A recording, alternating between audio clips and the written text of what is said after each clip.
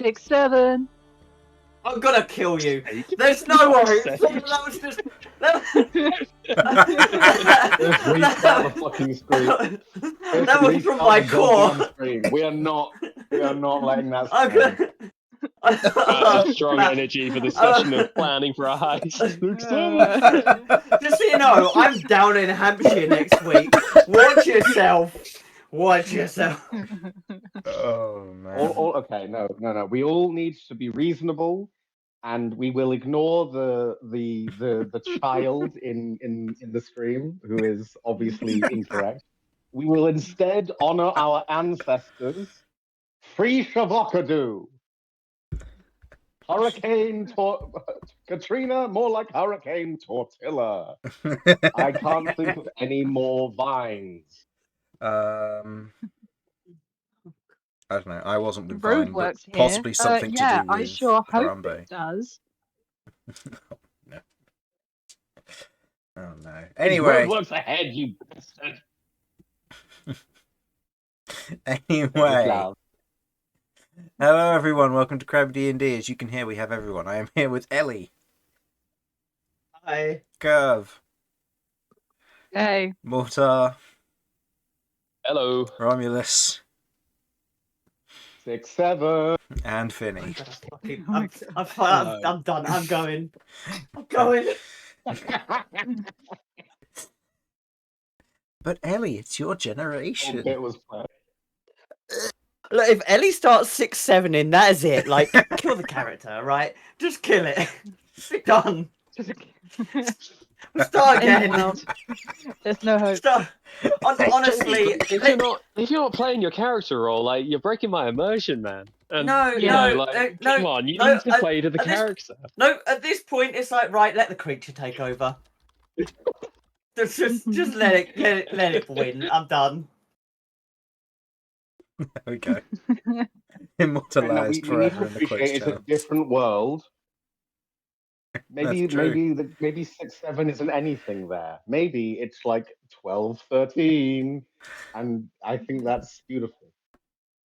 Yeah, that's the answer that she gives every time that someone asks how old she is, because Wild Magic's made it so. 12-13. That's right. What are you? Between 10 and 20. Like, take your pick at this point. I lost count ages ago. It's like at this point, Jamie just rolls like a D10 or something and just adds that to 10. It's like, it's one of these. Ellie just said, how old are you? Look, but my buddy, I've experienced puberty multiple times. You shouldn't have to do this. I mean, is Ellie not literally experiencing brain rot? I don't think she has a brain. That's It's why- just soup. That's why you need There the is 8th no level brain spell rot. Mind Blank, I so you see. can protect yourself against brain rot. Oh god. Oh god. I just the souls in Ellie's head and all the voices are just all fucking kids speak nowadays. So hold on. They Does all that going mean psychic? 6-7. Does that mean inflicting psychic damage is inflicting brain rot? Is that just what psychic damage is? Apparently. So, Okay. So I know what my so new you- bard character is going to be. Yeah. Oh, look, if I ever get to a point that I end up getting the Neon, I think it's Neon Dynasty, the Legends of Evantris Kickstarter, go check out, by the way. It looks really fun. Or like a Space Odyssey style system for D&D. Then you can play a brain rot kid. It's totally say Legends of Evantris. Sorry, it took so long. I was muted before. Chuckle, let's go back in your box. No, put my dice Yeah. We're not actual Legends of Evantris, we're just enthusiasts. So, let's get this started then, shall we? Hello everyone. Welcome back after last week's exhibition tour. Last session, our party of adventurers, Ellie, Carvern, Kirv, Mortar, Romulus and Vinny arrived in Valadoon after a small hiccup along the way. With their feet now firmly grounded and set in place, they met up with a contact looking for aid and work. Inky received them well, and gave them a list of what to do. After Mortar and Vinny scoped the area, Ellie and Kirv investigated inside the museum. They returned to consolidate their efforts and prepare for a well-earned day of relaxation before the heist would truly begin. So, as each of you arrive back at the Singing Canary, the hours of the day they're quieter at this time. The noon lunch rush has passed on. You've spent several hours out in the city, and now is the time to plan what your main steps to completing this heist will be.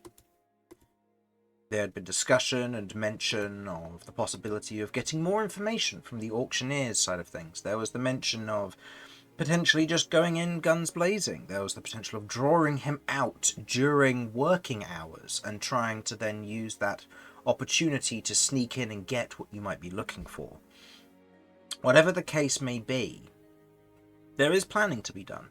And it seems that there is some work that could be had, some information that could be gained, or possibly, at the very least, some attempts that could be made to give you an edge here or there. So, you've all arrived back in the Singing Canary. You've got an entire floor to yourself. You have the run of what you might want. You have several bedrooms, an excess number of them, in fact, for your group. But you've got a large suite at the back that would serve probably 3 or 4 people, but not your full group. But in one of these rooms, Romulus is currently kind of resting off the day, not necessarily snoring and sleeping, but resting and just kind of managing the exhaustion and helping to recover from it as the day is going by. What would you all like to do?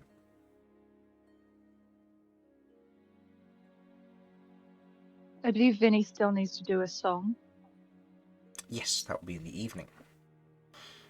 Well remembered. Thank you.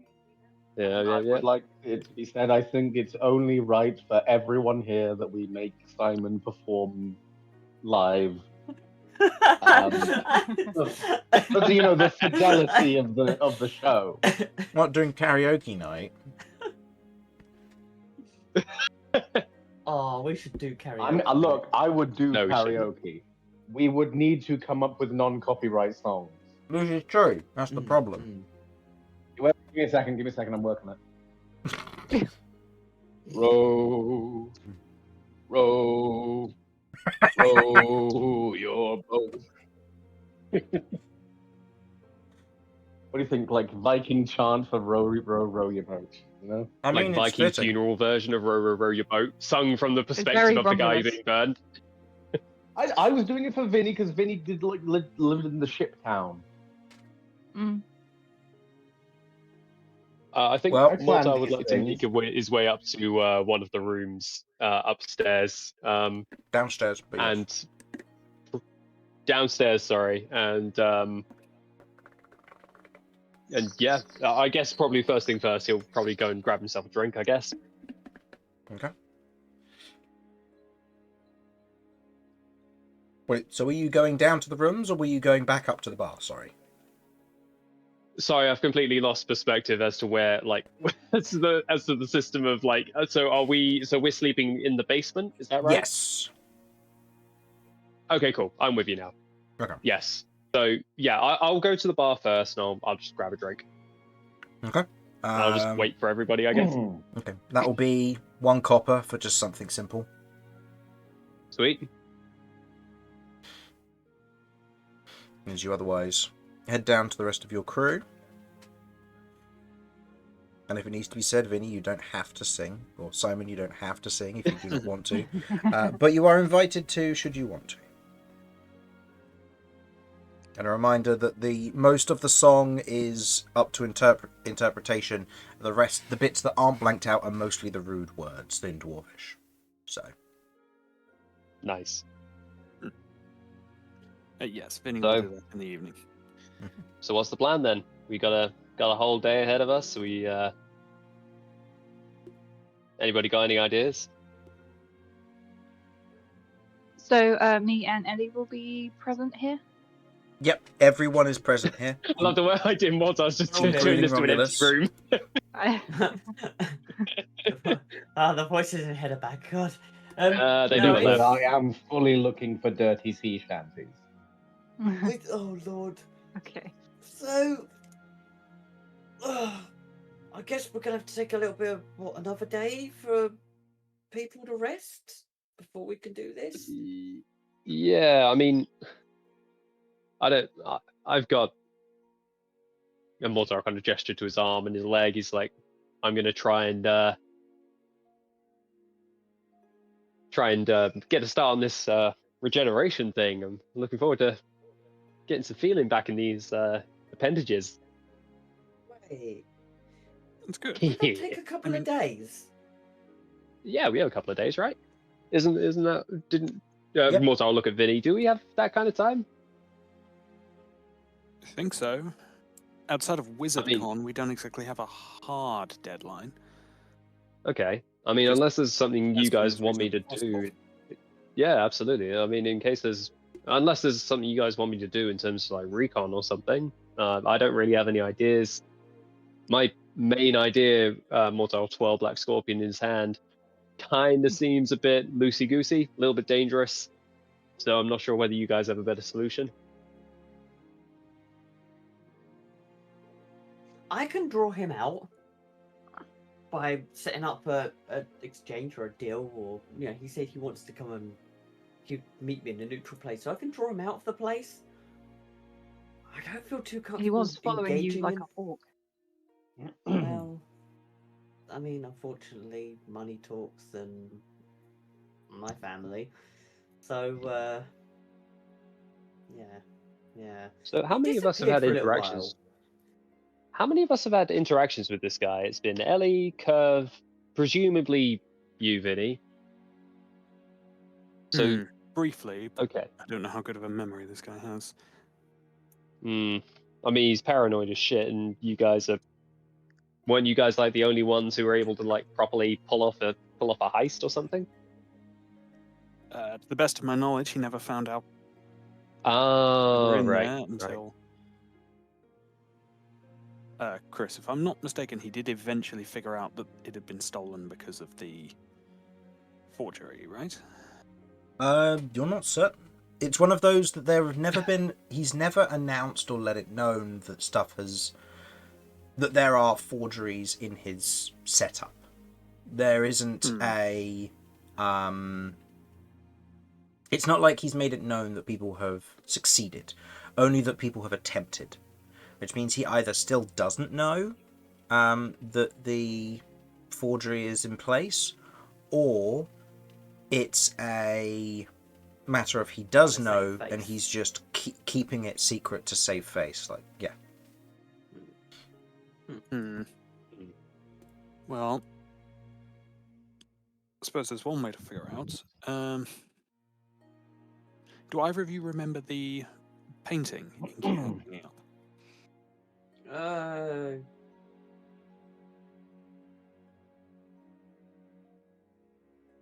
Yeah.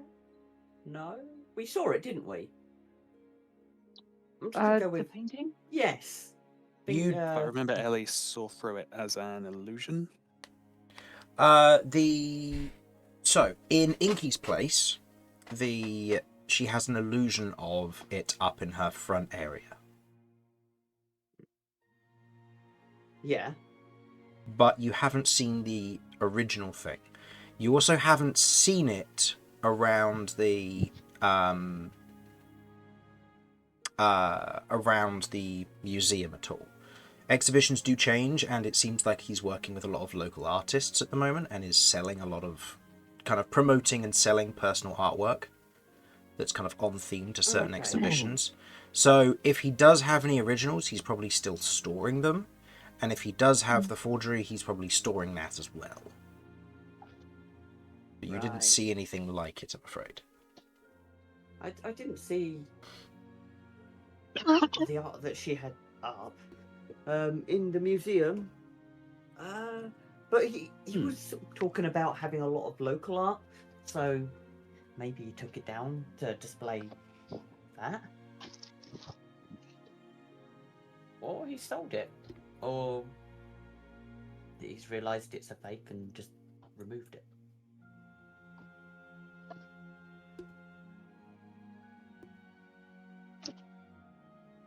So do we think that's potentially a dead end then? Chasing up the illusion, the painting you swapped out?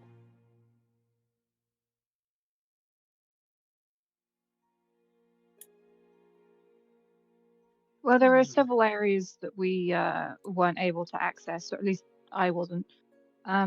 He's had some kind of magic lock on certain areas, and the one upstairs, he seemed to know when I was near it because he came rushing to me when I didn't even touch it. So I think the things he really values are behind there. Okay. Okay. Now, I remember. So we were downstairs, and he suddenly was like, "Oh, I need to go. I'll be back in a second." Okay, so that would have been then. I mean, could Did you you guys see potentially any- like? Did you see any light or beeping or anything that would have let him know I a device on him? I didn't see anything. There was no telltale signs. The only device he had was the key to all of the artifacts. Mm. Is there a spell like that that could silently alert someone? Yeah, there are spells like that. And how do we get past it? I guess dispel magic. Do you know that one? No. I do. Would it being Fantastic. dispelled also alert him? Ooh, no. I don't know. Chris, this is a mechanical question I've got to ask because I don't know. So we can If research dispelled, it. would it alert him? So, people who can make Arcana checks right now include Ellie, and just Ellie. Yeah. Ooh. Ellie and Ellie, alright. No Yep, pressure. Ellie just and Ellie. Ellie. The only other one who I will allow for this will be Vinny, but you'll be making Oh, a disadvantage for the Arcana check. Well, you might do better than I did, Nice. because I got a 1. Oh Okay. dear. Do you Oh, have boy. inspiration Okay. or Tides of Chaos you wish to burn for this?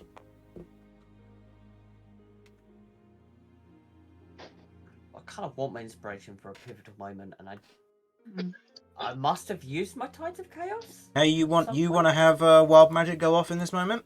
Let's not have wild magic go off. Why not? Okay, I'll roll It'll be with fun. Nothing bad ever disadvantage. happens with wild magic.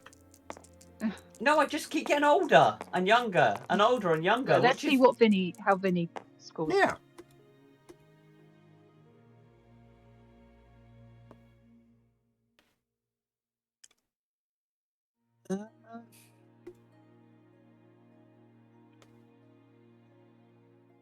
I'm going to use my last luck point on this. Okay. So that'll Okay. be re-rolling both. I roll, I believe, one additional die and choose whether to use that or the current one, which would, with disadvantage would be the 5. Oh, I see. So you're rolling one to basically undo a bit of the disadvantage. Right. Then I can choose whether to choose the new one or the old one, but Mm-hmm. it's slightly better, but not really good enough. With my Arcana, that's a 10. A 10? Okay. Ellie, what's your total? I have a plus 10. So it'll be a 6. 6. Oh no, Okay. yeah, because of the -5 thing. Do Yeah. Do you want to try your hand at the wild magic? Oh, fuck it. This is actually quite important. Fine. That's fine. If Go I for it. blow us up, I'm going to be most upset. No, you'll be If I fine. get older, I'm also going to be most upset. 78. That feels not good. 78. I don't have have a bad feeling about 78. Oh, let's see. Okay. Who's nearby to you at the moment? I mean, everyone is. Who would you Okay. say is currently closest to you?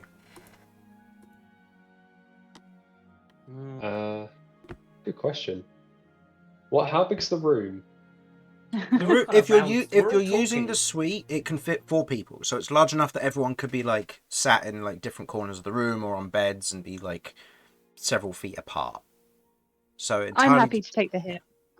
At this point, why don't you just roll a d4 and then go on the list of the side? Actually, yeah, let's Yeah, do right, that. that works. Let's Yeah, do roll me a random d4. factor. Oh boy. Mhm. Roll Let's a do it. d4. It is 4, which means it's curved. Curve. All right, Curve. Make me a Ah. wisdom saving throw. Wisdom saving throw. Okay, Yep. that's not too DC is what is your DC, Ellie? 19. You got So- Oh, that's XP 23. plus 100. Yeah. 23? Nice. Okay, nothing happens. Carry on. bad. Sweet. Okay, now I can re-roll my dice. Yeah. Fucking hell. Hold on. I'm just gonna double check Oh, it is that's a wisdom ominous. save first. All right, so 27. Oh, Yeah, that's it's a pretty wisdom decent. saving throw. That'll do.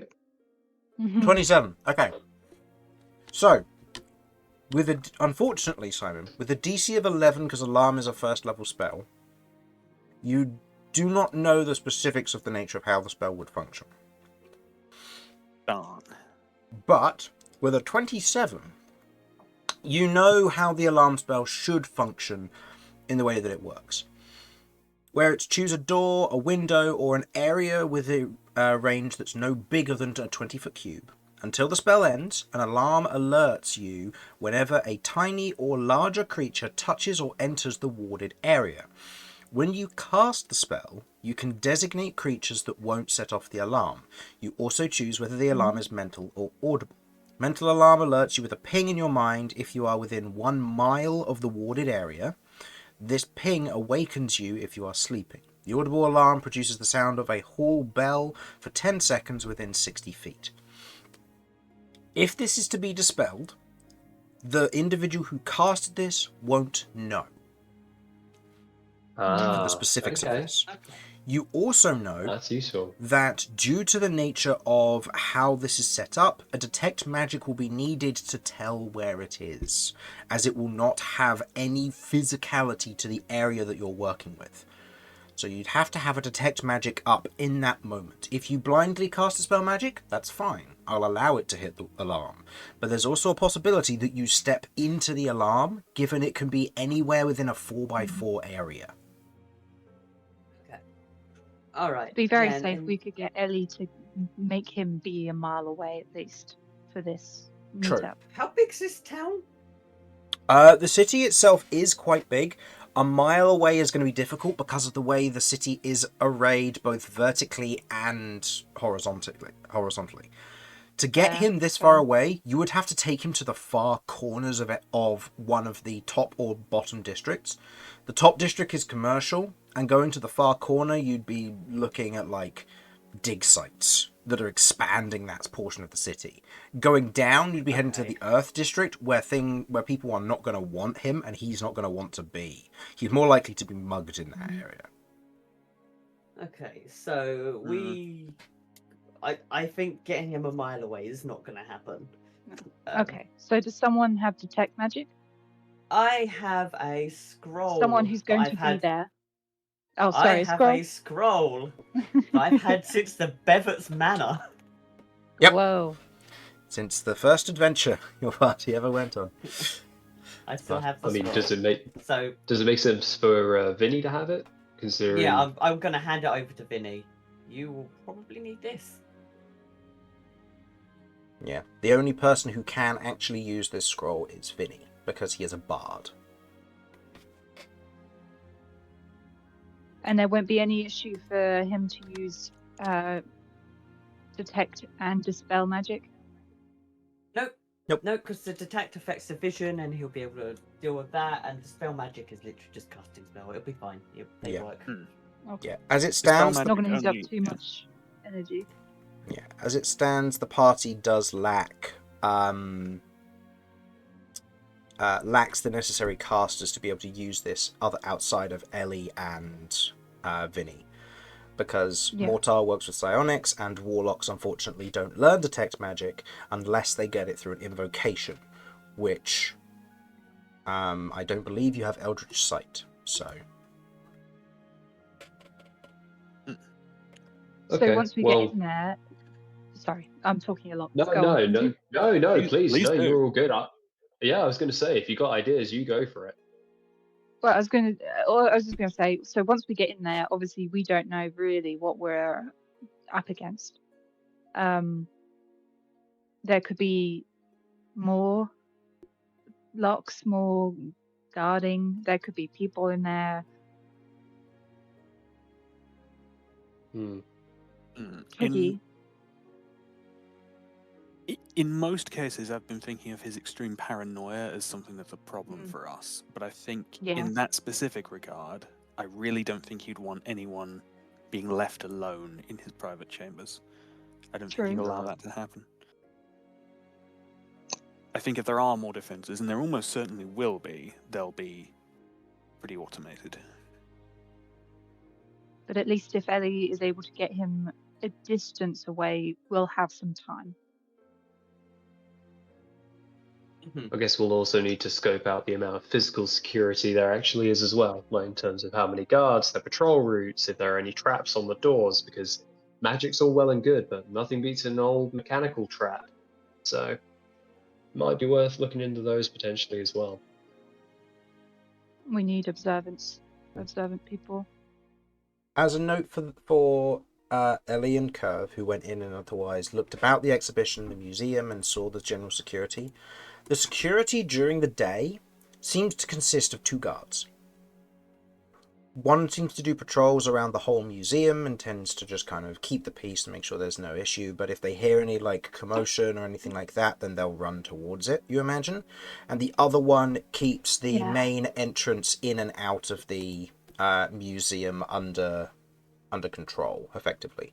This isn't expected to be somewhere that would be raided during the day, because you would be easily spotted, easily found, and potentially easily dealt with, given the lethality first policy within the city. Okay. So, I would just clear up that. So, okay. So there's one that does patrolling. There's only 2 guards. One does patrolling, and then one that stands on the poor people's door. I mean, The main entrance is the guards better way to sounds put like- it, but yeah. 2 guards sounds Well, pretty I lax couldn't remember security. You sure which- there was nothing else there? Well, I didn't see anything else. Outside of like what he'd have set up magically. Bear in mind, all of his artifacts that he had in the museum are all held in place for a lock state of at least 7th level. So he has someone that's a strong caster. Whether that's him or he's commissioned someone to come in and do something. Okay. But he has a key on him, like that he can put on the artifact that will release it. Okay. I guess then with they that, might have lock state on the cage. Possibly. I mean, if he's really paranoid, then I would be surprised if he hasn't got some security on stuff like that. things in lock state, can they be like if I were to shoot something in lock state, would it damage it? It would damage it, but it wouldn't release it. It's like No. you can get. No, that's you not can what I get a mean. bit Like in terms of, paper. say for instance, there was like a door or something that you cast lock state on, and I Mhm. shoot the door off and I blow it to pieces, Then you've just got loads of pieces that are affected by lock state. and I could pass through that. Nope. They will all remain Huh. there. So if I got a bit of paper and cast lock state on it, I'm not going to because I don't have lock state active at the moment. But cast lock state on it, and then Romulus was to I hit it with stagger. I think that's a sharp thing. Then you've got 2 bits of paper that are gonna just stay where they are. You can cut it, you can break it, but it will still remain where it is. But it also means that things can pass through lock state. So if I were to shoot it, you said that it would splinter, meaning that my bullets and stuff would pass through it. Oh yeah, your So bullets. in theory, your bullets should definitely pass through it unless it's got like a reinforced door. okay, so it doesn't affect the actual integrity. It doesn't affect the actual integrity of the object. It just holds it in place indefinitely. Yeah, it holds it in place and any of its remains in place indefinitely. So you know how when, like for example, when glass is shot, you end up with like its spider webbing? Yeah. Think of it like that. If you were to shoot through the wooden door, it would spider web, and because of the lock state, if there are pieces that would normally fall away due to an explosion or the propulsion or the momentum, it would be lost and it would remain motionlessly stuck in air still. So your bullet could pass through, but then you'd have to shoot out an entire door to get through it. Otherwise, you're trying to basically squeeze through a hole that's the size of a bullet. Or I can just he can yeah, exactly. I can teleport through it. Like if I'm able to put a hole through that, I can see through the hole and I can shoot myself into that room. This is true. I get what you're throwing down. Yeah, that's something you can do. We ideally want. Obviously, it's not that quiet. So, I mean, unless you have a spell scroll of like keeping things quiet on you or something. I don't have silence, unfortunately. The other problem being the bullet hole itself. Does anybody have mending? We need a spell scroll of mending. Actually, I think Vinny has mending. I do have mending. That's a possibility. However, well, is there a chance that we can perhaps just pickpocket this device? So, mending has a small caveat and problem. So, the spell for mending repairs a single break or tear in an object that you touch, such as a broken chain, link, 2 halves of a broken key, and so on. It must be no longer than 1 foot in any diameter, and you mend it, you leave no trace of the form of damage. This spell can physically repair a magic item or construct, but the spell cannot restore magic to such an object, which would mean that part of it would be affected by lock state and the rest of it wouldn't. So there would still be the possibility that it would be spotted. Granted, it would be very difficult to trace. It's just, I'm bringing this up as a note, it's not foolproof. It has a tiny caveat which could be spotted. But at that point, do you really care? Which comes into the next part. I was going to say, by which time we would have already done the breaking and entering anyway. Okay, so just going to get the description of lock state for you so that you all understand what you're working with / against. So is there a chance we can get this device from the guy? I mean, you could try and pickpocket him while he's on his way to meeting me. I guess it depends how like paranoid he is. I mean, like, yeah. Surely, if this device is like that important, he'd keep it like, I don't know, chained to himself or something, kind of like a watch chain or something. It has. Like it's tied to himself. It's got a little chain, and he's got it in a pocket. So, Like I mean, you're gonna have to, So I don't suppose there's any chance you could convince him to meet you at a bathhouse or something. That sounds a bit inappropriate. I don't imagine so. I get the thinking though. Probably not.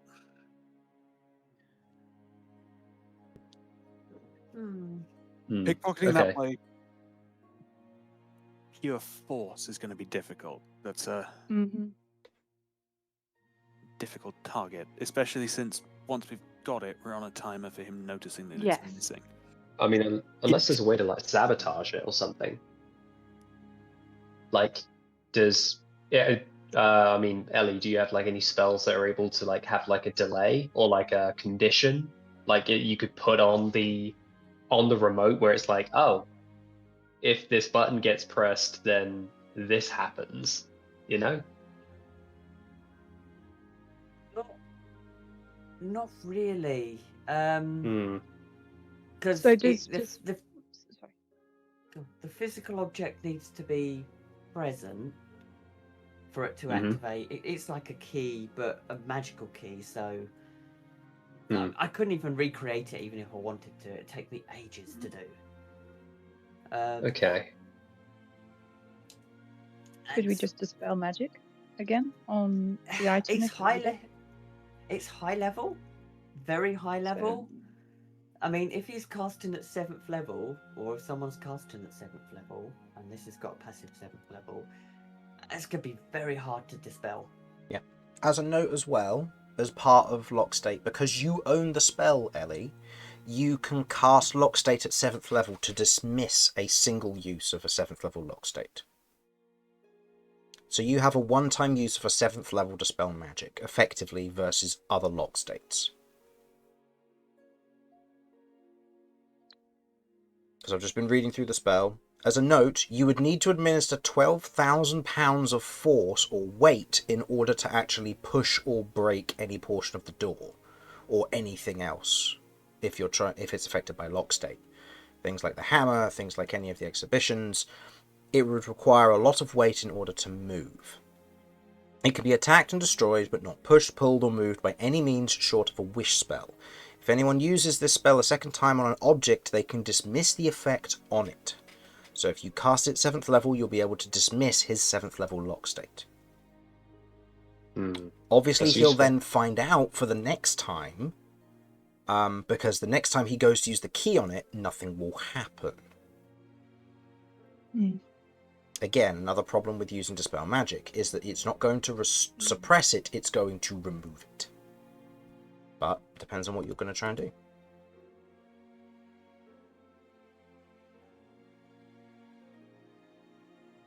Sorry, Chris. Is it the beginning of the day?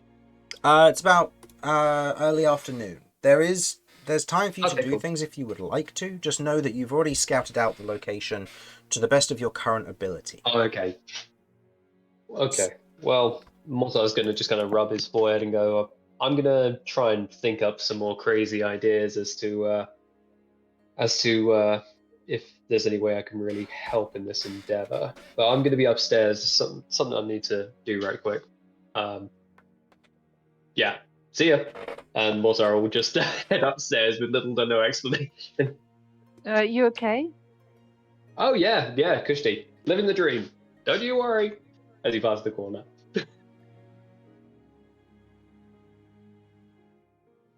Okay, well that was That weird was even for him. suspicious. Yeah. He's probably going to antagonize someone, I dare say.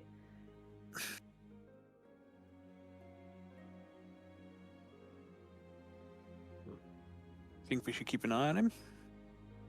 If he wants his Honestly- privacy, then he's entitled to it. I just don't know if we should be worried about him. I fear we're hitting a dead end here.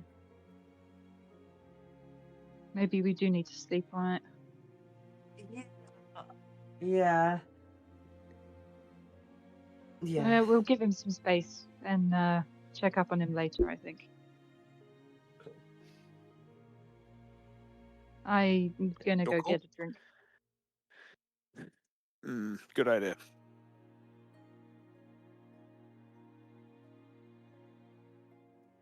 Any idea what you're going to be singing, Vinny?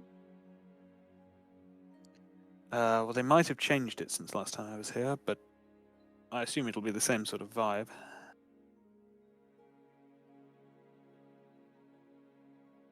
Oh, damn it. Mortar wasn't here when we got the rooms originally. I should have told them he was a bard as well.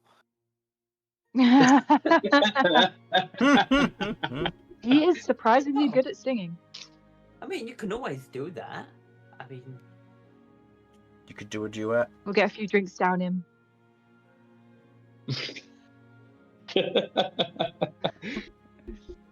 Might have to roll him onto stage, but it's fine. Yeah, it'd be an act you'd never forget. That's for sure, for better or worse. And Kirv will go up to where the people are at the bar.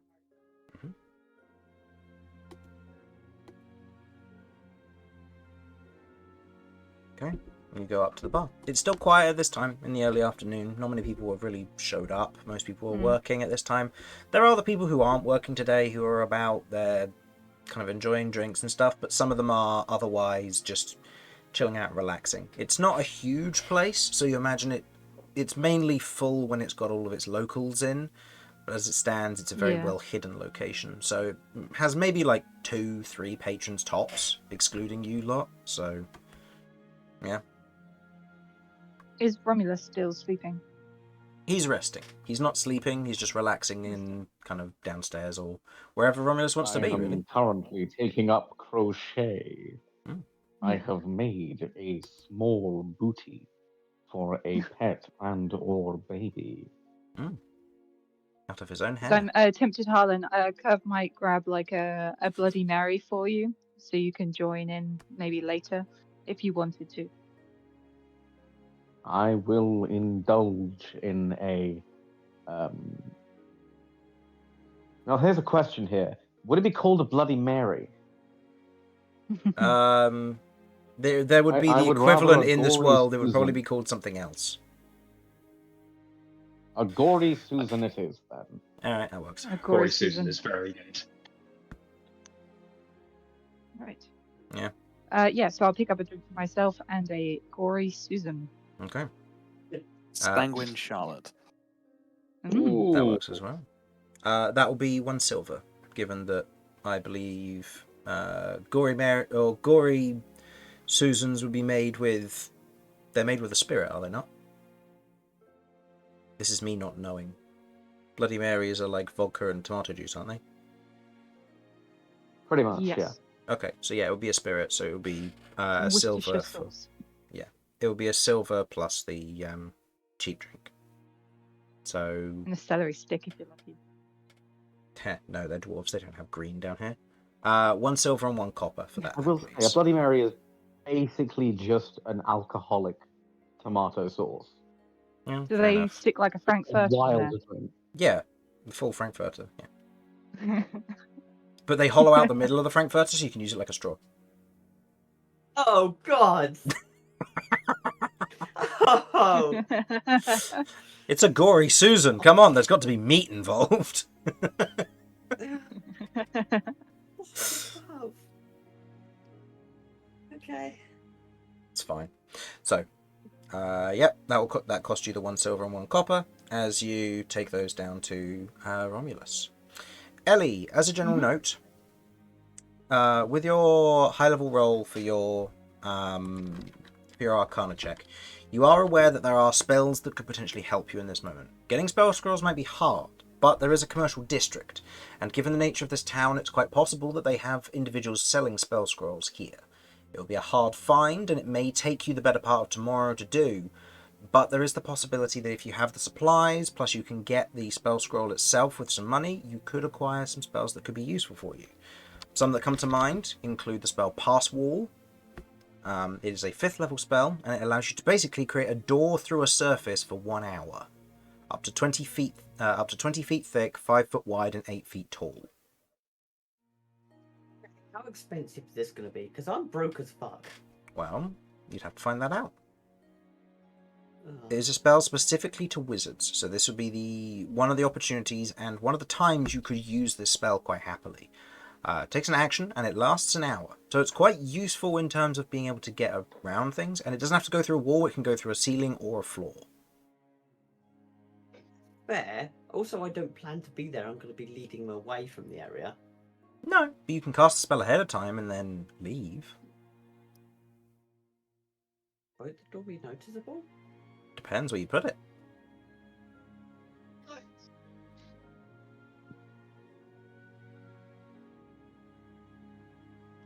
It's a possibility. It is simply one that I am throwing out there as a possibility should you want to. Otherwise, it will be a matter of figuring out what you want to do as a group.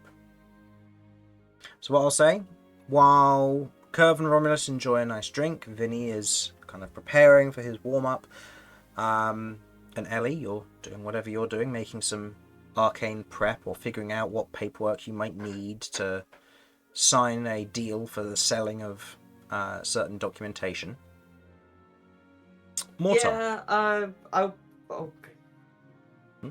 No? What were you going to do? I was gonna say I'm gonna send it to my granddad to make sure it's okay to sell the book first, and then secondly, I didn't think, and then secondly, I'm also going to have to, because I want to also sell the grenade possibly. So No, well, no, you're absolutely not. not. God damn it! I don't like. What are you gonna do? Hop around? You're fine. That's right.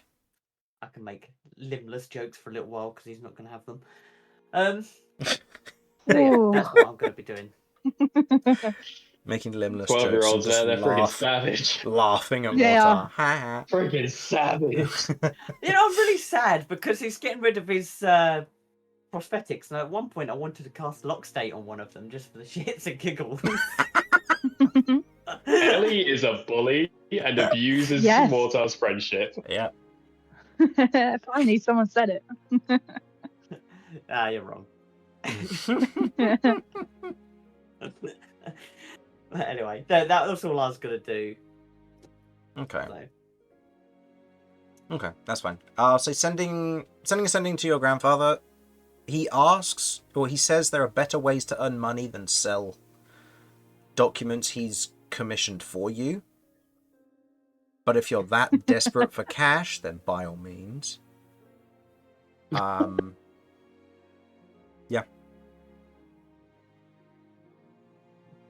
Yeah, okay, fair. But I know what a creature is. That guilts me into it. Fine, I'll just sell the grenade. No! God. Anything to not do an honest day's of work. Why would Mortar be My upset? teammates There's are nothing to be looked upset about. after. This hurts my soul, and you're right. There's nothing to be upset about. Yeah, you don't know. You don't know this is happening. You also got to use that grenade already, so why are you worried? Because I liked using it once, I want to use it again. I want to throw it at a museum. And that's why we're selling it. Well, maybe if you ask her very nicely for hers. After we've done the job. Mm-hmm. So. Yeah, alright. While that's going on, Mortar, where have you gone? Mortar went upstairs, just to whatever room he had been designated to, and he kind of plonks himself down there, crisscross applesauce, and he's going to cast Summon Aberration. Okay. Have you cast Summon Aberration yet? I believe you've cast it once before. Yes, he has once. Yeah. He's cast it once. And he's going to kind of focus on that the way how he got into that kind of state was he focused on the essence of just emptiness, just the quiet around him and everything, the darkness, that he just kind of tries to draw curtains, make it as dark as he can, just so that way it's almost like being in a sensory deprivation kind of area. Mm-hmm. And he just channels that kind of inner stillness to try and coax forth this entity. Okay. You wait on that stillness, that lack of anything, as you plunge yourself into darkness. The smell of the clean chamber itself, otherwise running that out of your mind in this moment. You sit there cross-legged as you cast the Summon Aberration spell. You hear this tearing sound, almost like the moving of a desk, with how it screeches along a wooden floor in that moment before it settles and begins to peel apart.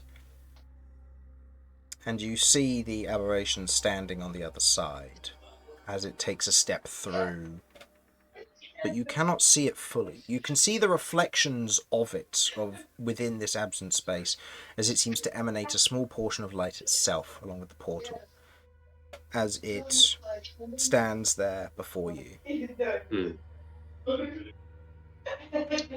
Mortar.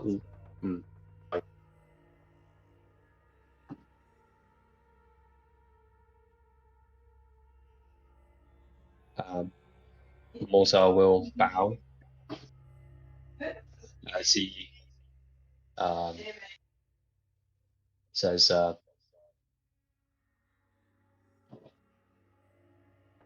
it's been a minute. I'm not really sure how to start these conversations. A lot of the time, you're kind of hard to read. It's the intention. What do you require of me? Well, I mean, presumably you know kind of my memories and stuff. Do you remember the guy who gave me some crazy overpowered like resurrection magic that brought me back? Well, he said that the regenerating properties would lay dormant in my system for a while. And Mortar will remove his metal arm slowly and just place it in front of him and say, and do the same with his leg, and he'll say, I think I'm ready to. I think I'm ready to move on. I think I'm ready to let the past die.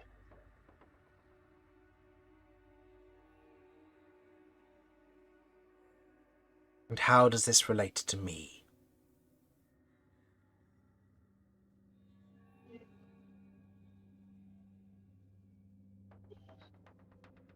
Are you wanting my help? Oh, hello. Hello. Oh, there you go. Are you wanting my help with this, then? This process? Yeah. If I wasn't really sure how to go about doing it, but I figured anybody you know how to do it would be you. The aberration otherwise kind of floats closer to you, and in this moment it looks at your kind of the stump where your prosthetic arm began, and otherwise splays its hand outwards as skin and muscle begin to peel back, revealing the bone where the stump actually is. The pain is excruciating as it does so, but it exposes the wound that had previously healed over to for the most part, a stump that would allow you to wear a prosthetic, something that wouldn't be sensitive to the rest of the world. As the creature does this, it does it again for the stump on your leg. As you muffle a kind of a shout or a scream in this moment. You kind of hold yourself still, kind of almost immersing yourself in that pain as it does so. As the being leans forward to you in this moment, you kind of open your eyes, kind of slight tears kind of pooling at the base of your goggles, which you otherwise pull up so you can kind of free the tears in this moment. You look up at the creature, a bandage otherwise across both its eyes as it seems to almost sightlessly look to you. And in that moment, its hand reaches out, and slowly you begin to feel its fingers sinking into the skin around your skull, your forehead, your otherwise the crest of your head, as it pushes them in. Each one begins to sink in, and you can feel it traveling through the bone, through the skin, not physically, but almost immaterially sinking into your brain in that moment, and you feel some form of static shoot through your mind in this moment. A pain that is too much. Go ahead and roll me a Constitution saving throw, if you please. Yeah, I think Mortar he's trembling at this point, trying to hold this back. Like, he's doing his best to not shout, but he's probably gonna shout because this is different. This is different. Con save. That is a 10. Okay. I would like everyone in the party to So roll 2 a plus 8. perception check with disadvantage, because either some of you are in separate rooms or too far away to potentially hear. So this is disadvantage across the board, no rerolls, no nothing.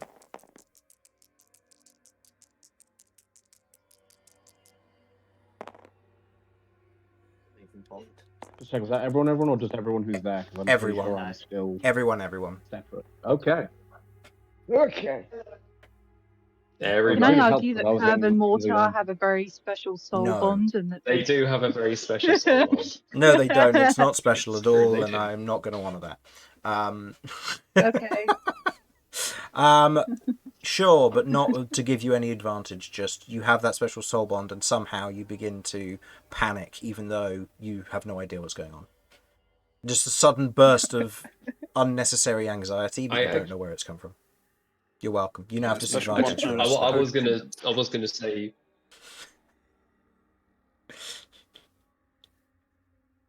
I mean, yeah, I guess. Sorry, I didn't catch Sorry, it. go on.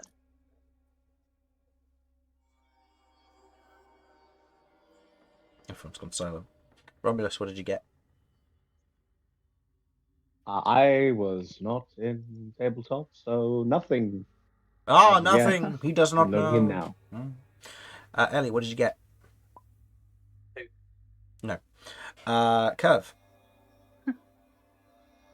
6. Nope. Vinny. 15. I will say in this moment you are warming up, and you don't necessarily hear any form of a scream or a shout from elsewhere.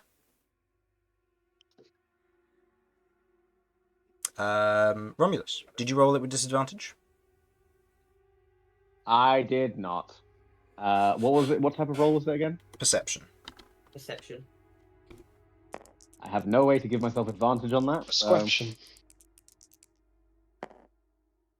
Oh, okay. Road So stairs that's a. into the Matrix. Let me double check what my actual thing is. Perception plus 6, so 21. 21. Okay. You hear the sound of Could I a... potentially give Kirv my? Could I give Kirv my inspiration potentially? Just because I feel like this is a moment I would like her to be there for, if at all possible. No. Well, I will say that Kirv is currently Kirv with is with Romulus, and if Romulus. Romulus does hear something, Oh, he'll probably that is tell. true. Oh, Yeah. great. No worries. There's then. no Awesome. way of giving inspiration in this moment to a party member who you cannot see, but Okay. as this happens, you kind of let Yes. out a shout and a scream in this moment, feeling this pain. It's There is almost a wheeze definitely of a scream. breathlessness. As Romulus, as Kirv, you're kind of laid back a little bit. Romulus, you hear kind of this being more in tune, like with those dad senses. That you hear the sound of, like, it's quiet for the most part. Kirv is talking and to you, and you're talking to her, and you're talking about how you've been making the crocheted little boots, and then you hear almost this noise not too far away, something that kind of alerts you to a potential danger, and you hear it again, kind of prolonged, some form of a shout or something, but you don't entirely know what occurred. You just know that there has been a shout.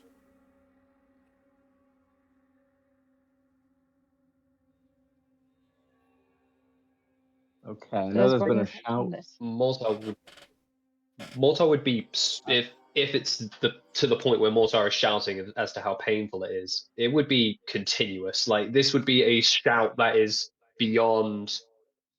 It's beyond just a noise at this point. It's like almost a primal expression. It's just like it's the bare fundamentals of what it means to be in pain. Like it's Yeah. resonating, it's continuous. His voice is so Ah. hoarse at the back of his throat. By the end of this, he will not be able to speak probably very well. Yeah, That's how loud it's he's loud, shouting. and then it gets weaker and weaker as the scream goes on longer. It's like Okay. if you were to look at it from Hearing Mortar's perspective, the scream would go from like screaming to shouting to whispering to just sobbing. Yeah, pretty Okay, much. so hearing this, Romulus's first reaction is, "Oh, Yoko Ono's performing," but then I'm going to immediately go like, "Oh wait, no, this is a person in pain. I'm going to go investigate. Okay. Where you going?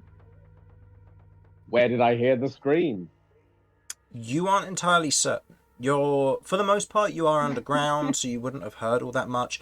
There isn't like a lot of sound that travels between these kind of thick stone walls, so you don't know exactly where it came from, but it must have been nearby, given the nature of how sound isn't traveling all that much here. Okay. I would like to try an active perception check then, or survival to essentially try and triangulate where it is, because presumably at some point there's going to be another breath and then maybe another scream, or there might be other senses I can bring into this. Smell. I'll allow a part of survival it. for this. Like smell of blood, Okay. maybe. Yeah. Whatever you say, buddy. Yeah. Again with disadvantage Leaping all over the because place. you have the point of exhaustion still. Yeah, that's the danger. But hey, it might give me something. Oh, so close. 12. 12. But I'm doing it actively this time. You stand, and as you otherwise leave your room in this moment, just to kind of get a better hear of what's going on, you can hear the sound coming from somewhere on your floor. Now, you know the entire floor has been bought out for your group, so someone in your party is hurting. Okay. I'm going to yell towards everyone, and being Romulus, I feel like it's going to be loud, just being like, someone's in trouble! Or like something like that, just to try and get everyone's Go ahead and attention, and then I'm just going to start rushing through and looking. Go ahead and make me a Constitution check. Okay. Again, I hate that you said check, but fine. I know, right?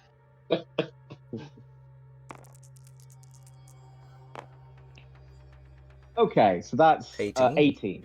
That is, yeah, Nice. You bellow this out, and I'd say, Ellie, where you've been kind of preparing for some of this in kind of a separate room, working with the desk, you hear Romulus shout I'm in the community room. Oh, you're in the community room, so yeah, you definitely hear this then. This is close enough that you'd hear this immediately. Vinny, you are upstairs, otherwise kind of just kind of checking out the crowd, having a look over the lyrical sheet that you know, and yeah, nothing's really changed from last time, but you do otherwise hear Romulus shout something from below about someone's in trouble, and you kind of immediately go into combat mode and rush downstairs. So, as Romulus, you're beginning to go through a number of the doors. Your party has all made itself known now, with the exception of Mortar and wherever Mortar went. Oh, Mortar's in trouble. Like Ellie's like, oh, it's Mortar. Okay. I'm going to elemental armor because last time he was in trouble, I got killed. Okay, fair.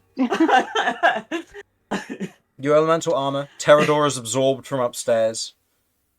Oh, he's upstairs. Just aspects of him, so it'll come from the gem. So he's still up there. Oh yeah, that's true. Yeah. So yeah, I'm going around with my shield, poking my head indoors, around the shields. One of the doors is locked. Sorry, maybe this one. I'll look over the room. Oh, this one's locked, and we. Okay, Everyone get ready. I'll start. I'm trying to pick the lock as quickly as I can.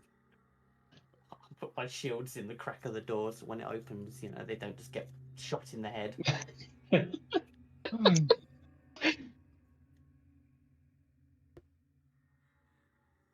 Right. The aberration in this moment knows what's going on. It looks to you, Mortar, as you otherwise not lock eyes to it, but you look to it and what it is doing, you can feel it kind of rummaging around almost in your mind in this moment, and you feel almost this static and change before you hear a whine of like metal on metal, as if something is changing within you, a feeling that is different to the rest. kind of the scream at this point has dwindled into almost a raspy, just letting out air, unable to have that intake of breath in this moment as your body is beginning to burn without the oxygen that it needs. As the aberration knows what's going on, Vinny, you are going to be rolling a contested check at this moment. If you get higher on your sleight of hand, the door will be opened and you will see what is going on. If I roll higher, it will conclude before you get in the door. The base DC for the lock is 10.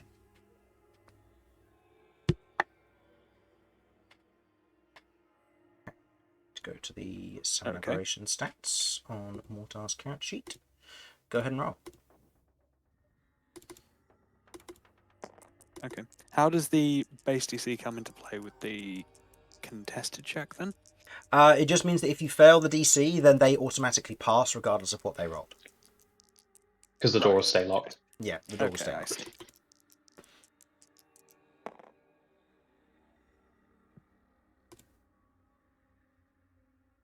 That is a 13 on sleight of hand. 13. Okay. Actually, I'd like to use my inspiration if I can. Yeah, go for it. Inspiration. I'm sorry, that was a 6 Yep, that's on right. the first die. It's an 8 on the new one, so 15. 15. Okay. In this moment, as you're kind of lockpicking the door swings open. Ellie has her shields kind of just above you to protect against any shots that would come out towards the rest. The rest of you have your weapons drawn and ready for this moment. As the door swings open, you get a look on the inside.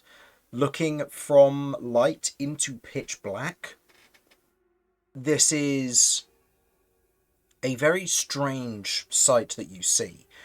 As Mortar is there, kind of kneeling, head just kind of lifted up in this moment, tears streaming from his eyes, and you see the aberration just kind of standing, his summon aberration, which you've not seen before, just kind of there, hands clasped before it as it notes your party's arrival and just kind of nods almost in a respective bow towards each of you. You see his arm, his stump is completely flayed open. You can see that bone is protruding from the arm stump and the leg stump at this time, as the aberration just seems to be standing there watching. Mortar is Kirv just draws her weapon. trembling. Like, he's just completely, he's still looking up at the aberration, but he's just shaking. Like, just the sensation of pain is gone. It's just cold he feels now. Like, just the sense of blood loss. He looks so pale, and he looks like he could keel over just at any minute. Did you say you were going to rush in, Kirv? Kirv draws her weapon. Okay. Because all she's sort of seeing is that this figure has been causing pain to Mortar. Yeah. As a reference to what this figure looks like, you see that they are slightly hovering above the ground, long robe otherwise flowing off of them that is touching the kind of lightly touching the floor, not enough to give away that they're floating perhaps, but they are bobbing in place. The rest of their form is mostly square, large mantle, hooked pieces that otherwise come out of the mantle itself, a blindfold across wherever eyes might be. You see kind of these two jutting horns that come out of the top of its head, almost like that of a crown, as well as what looks to be sunken, sallowed features, and just a natural, almost perpetual grin on it. Its hands being kind of splayed in front of it, you see that it has 4 fingers in total, each of which otherwise is clawed in some manner. So 3 fingers and a thumb, as it is kind of standing there watching all of this. It doesn't seem to be hostile, but as you draw your weapon, it turns its head to you almost appraisingly in that moment. Go ahead and roll me a wisdom saving throw. Mm-hmm. Mortar, how many void charges do you have currently? I think I have most of them. Let me good. see. I have all of them. Swear Mortar's healing just obliterates Kirv this time. Well, And it wasn't even my fault. 27. that was a relationship that lasted the Oh my The god. test of time. Yep. So what's the total on the save? 27. 27. You feel in this moment, you feel almost there is this whispering that begins to almost play against your mind in this moment, as you feel that with your general hostility of drawing your weapon, the aberration is beginning to sense that you might be a threat. And it has turned you from friend to foe in this moment and has activated its whispering aura. All of you begin to hear this lightly, although Kirv hears this more pointedly. I would then like you to also make me a charisma save, because this will be the insanity table. And Mortar, go ahead and roll me a d20. I think kind Right. of sensing Oh. this general, kind of like rise in hostility, Mortar just rasps. He's trying to shout. He's trying to trying to tell them to stop, but it's already initiated this. Oh, that's a nat 20. I rolled a nat 1. Oh boy. Hey, Are Mortar. the rest of us able to engage? You can. Often? Notably, this is a psionic effect, so this is uncounterable of any way. Mortar, go ahead and roll Yeah, me Mortar is trying. 3 d20s. The natural 20 roll on the dangerous table. Roll 3 d20s, one for each of the 3 tiers, and apply all 3 effects to the target. Yeah, Oh. Mortar is. So, they need to be in Mortar- a line for this, so don't worry Oh, about I see, rolling other I see. dice. Yeah, just so that I can... Okay. So it'll be tier Yeah, 1, Mortar tier is 2, just tier 3. screaming to try and stop, but his voice just isn't loud enough, and he just watches in horror at what happens next. So that's a 14 for the first, an 8 for the second, and a 3 for the third. Okay. Curve. For the first one, you begin to hear natural murmurings around you in this moment, as your passive perception is reduced by 5 for the next hour. Okay. With the 8, you now feel that everyone around you is out to get you. You will now make attacks of opportunity against every creature that leaves your weapon's range. Oh. These opportunity attacks no. do not use your reaction. Oh boy. And So it's just finally, against everybody. and finally with a My 14, God. and finally with a 14, you hear a click at the back of your mind, and you feel this sudden change in perspective as something Oh, no. primal and devilish takes over, as your version of Snap takes place, No! Fuck. which to Kirv is a lawful evil devil that has no want for these people around it. I would like Oh, everyone to no. roll for No. initiative in this moment. Fuck. Fuck's Oh. sake. Uh, Oh, you know, Oh, I'm just my gonna kill the word. party and be done with it, I think. Just This my could word. not have gone better. That was a Me- good set of me, rolls. Vinny and Romulus, we could just have a jolly good time on our own adventures. How many of its void I- charges did it use? Do I roll 9. disadvantage for initiative as well? 9. Yes, you do. So, Alright, so I'm on 22. Curve. Natural 1. Additionally, Curve, Yeah. you take 40 points of psychic damage, reduced to 20 because you're resistant. okay. So in this moment, We the agree rest this is Mortar's fault and not mine. of you, no, Yeah. This isn't actually my No. fault. No. I didn't You do locked the anything. door. He didn't tell any of us what he was doing. We all worried. I'm going with yes. okay. Thank you. This is my fault, if anything. In this moment, as the door has opened, It'll be Ellie, fun, you though. have the shields up. The rest of you are standing there kind of waiting. You relax. You see Mortar in trouble. Most of you kind of relaxing, not going into a hostile state. You see the aberration there, kind of fingers splayed into one another, or laced into one another, head bowed, and it nodded to all of you respectively. It seems to be some form of an ally, just Mortar has asked for something that has been dangerous. Kirv, however, sees the hostility in this creature, and in this moment draws her weapon. As she does so, the rest of you note that something changes about her. Her pupils dilate to being completely black, and you begin to see these light flickers of flame, and her armor with the woven thorns and brambles begins to writhe as if alive in this moment. As she holds her scythe up, she looks to the rest of you as the aberration in this moment almost steps to one side and begins to attempt to defend itself. Something has happened to Kirv. You don't know, none of you know what, but she seems to now be on the warpath for one reason or another. So, 25 plus. Shove her in and lock the door. Hmm? Just shove her in there and lock the door. You can Let try. the three of them hash it out. 25 to 20. 20. 20. So, Vinny is going first. 20 to 15. 19. 17. 19, 17. Oh, I need to roll for Carvern. She's there too. What did Carvern get? She has advantage on these. Okay, she got a... okay, she got 14. Okay, 15 to 10. 10 to 5. 5 to 0. Almost got an natural 1, you said? So, top of the round. Vinny, you are crouched down, kind of on one knee, underneath the shields, which Ellie has been holding up as you finished unlocking the door. You pushed it open. You see Mortar is there, kind of face looking up, almost just to the ceiling in this moment. Tears have been streaming down it. Blood is not pouring from his limbs, or the stumps, but there is severe damage there. You also see that as the aberration almost twists, you begin to hear the slight whispering.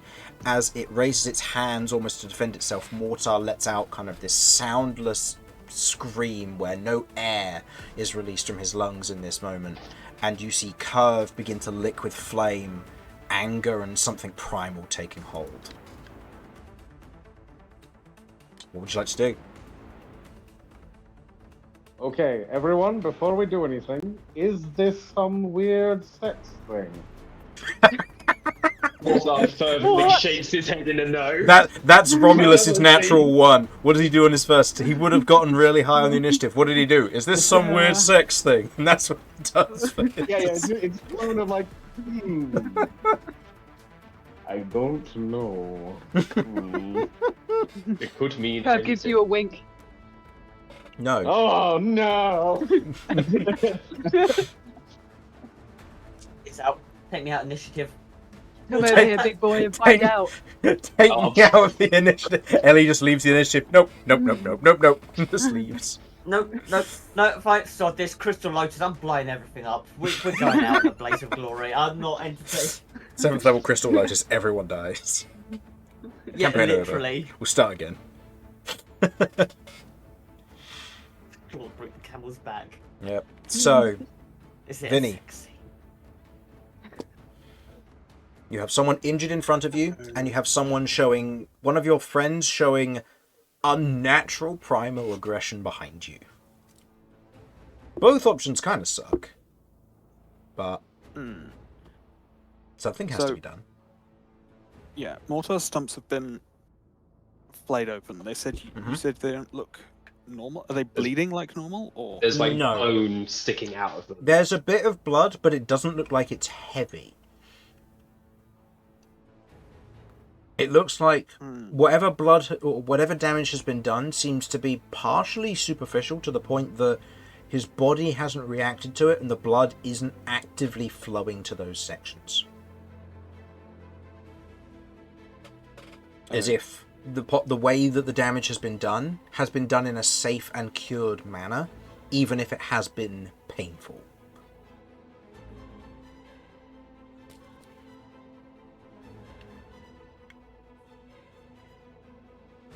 A very safe, gentle, and careful playing. Yes, Absolutely. exactly.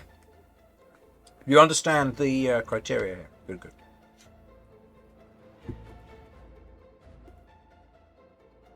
Without context, this is the weirdest fucking thing. Oh yeah. Oh yeah, for sure. Honestly. Yeah, this is very strange. Actually, with context, it's still stupid.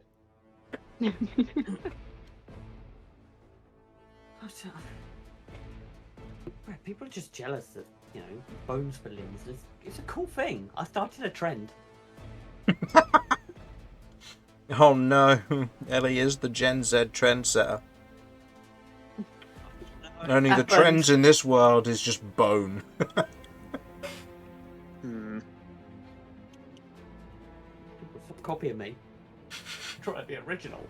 We have everything at this year's fashion show here in. I need to pick up a random place. What's a good place? Here at WizardCon. Here at WizardCon, at the WizardCon fashion show, we have bones. Everybody's got it going ossified. We're also seeing some excellent scale sheep coming from our lizardkin. And what's this? Oh my gosh. The elves have come in with, what's that? Horn? Baby. We'll see you later for our 5:15 highlights. Although we won't be looking at her highlights, bitch. Okay, I'm done. I'm out. Okay. I know that if I just kept doing that, I could just keep doing that for basically ever. We'd be here for an hour and a half, and then the session would end. Yeah. I mean, We'd spent an hour and a half. What have we done? yeah, you know what? What the hell? I've just looked at the time. Yeah, I know. Gets even better when I get to say that Simon took an hour and a half on his turn, but it wasn't his fault.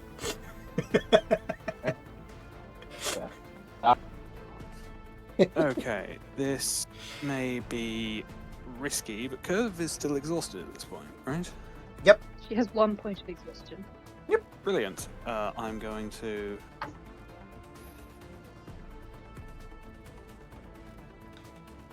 I'm going to. No, I'm not. I'm not going to try and grapple her. I'm going to try and shove her to the ground. Okay, that works. I'm going to trip her. So, Seeing that she's clearly being weird, like this is a physical interaction, which with aberrations and like psychic shit.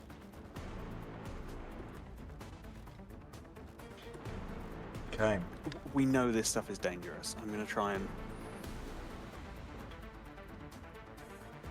sweep the leg and try and take her down to the ground. Okay. Go ahead and roll me an contested athletics check, both of you. So, Kirv, you make a disadvantage. Vinny, you make this normally. I'm kind of intrigued. What are your modifiers here? Because on my stat sheet, you have the same strength. Oh, that's not good for me. It's plus 10 for me. Oh. So expertise. Oh, right, yeah. I forgot. Vinny's surprisingly good at grappling as a rogue. Alright. It's all in the leverage. Alright. It's a 29. Oh, Kirv, what did you get? what does the 3 beat it? No. In this moment, as Kirv is there, as Kirv is primal in this moment, Vinny, you just kind of look back, seeing the opportunity, sweep Kirv's legs out from under her as she is knocked prone in this moment, giving you all the potential to grab and restrain her, holding her down. You imagine that with the armor on, it's going to hurt, but, you know. Yeah, I think Vinny moves in, trying to move like he's seen Romulus do, try and get as much force as possible. One hand on the wrist, the other on the shoulder, and then inserting his own flair into it, lashes out with the leg at the back of the knee, trying to bring her down. Not attempting to make it painful, just as efficient as possible. Yep. And then I'm going to look over to the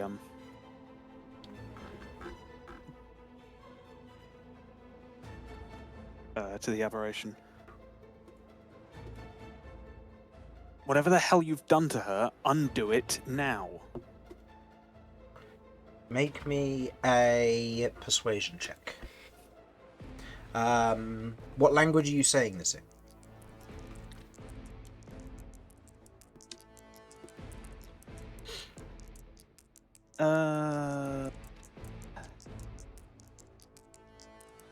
don't think it looks very demonic, so just common. Okay.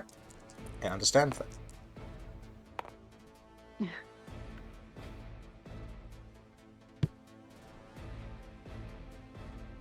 Okay, that's a 21. It looks to you in this moment and what you've done, and you see that it raises its hand as if to do something, quite possibly to remove the effect. You're not certain. All you know is that it's going to be acting at the end of Mortar's turn. Okay. Okay. I think in reaction, Kirv is just like hissing and beginning to swear in Infernal. Okay. As a note for this, Vinny, are you going to be attempting to kind of use your movement action to move on top of Kirv to try and make it another contested athletics check, or are you staying put where you are?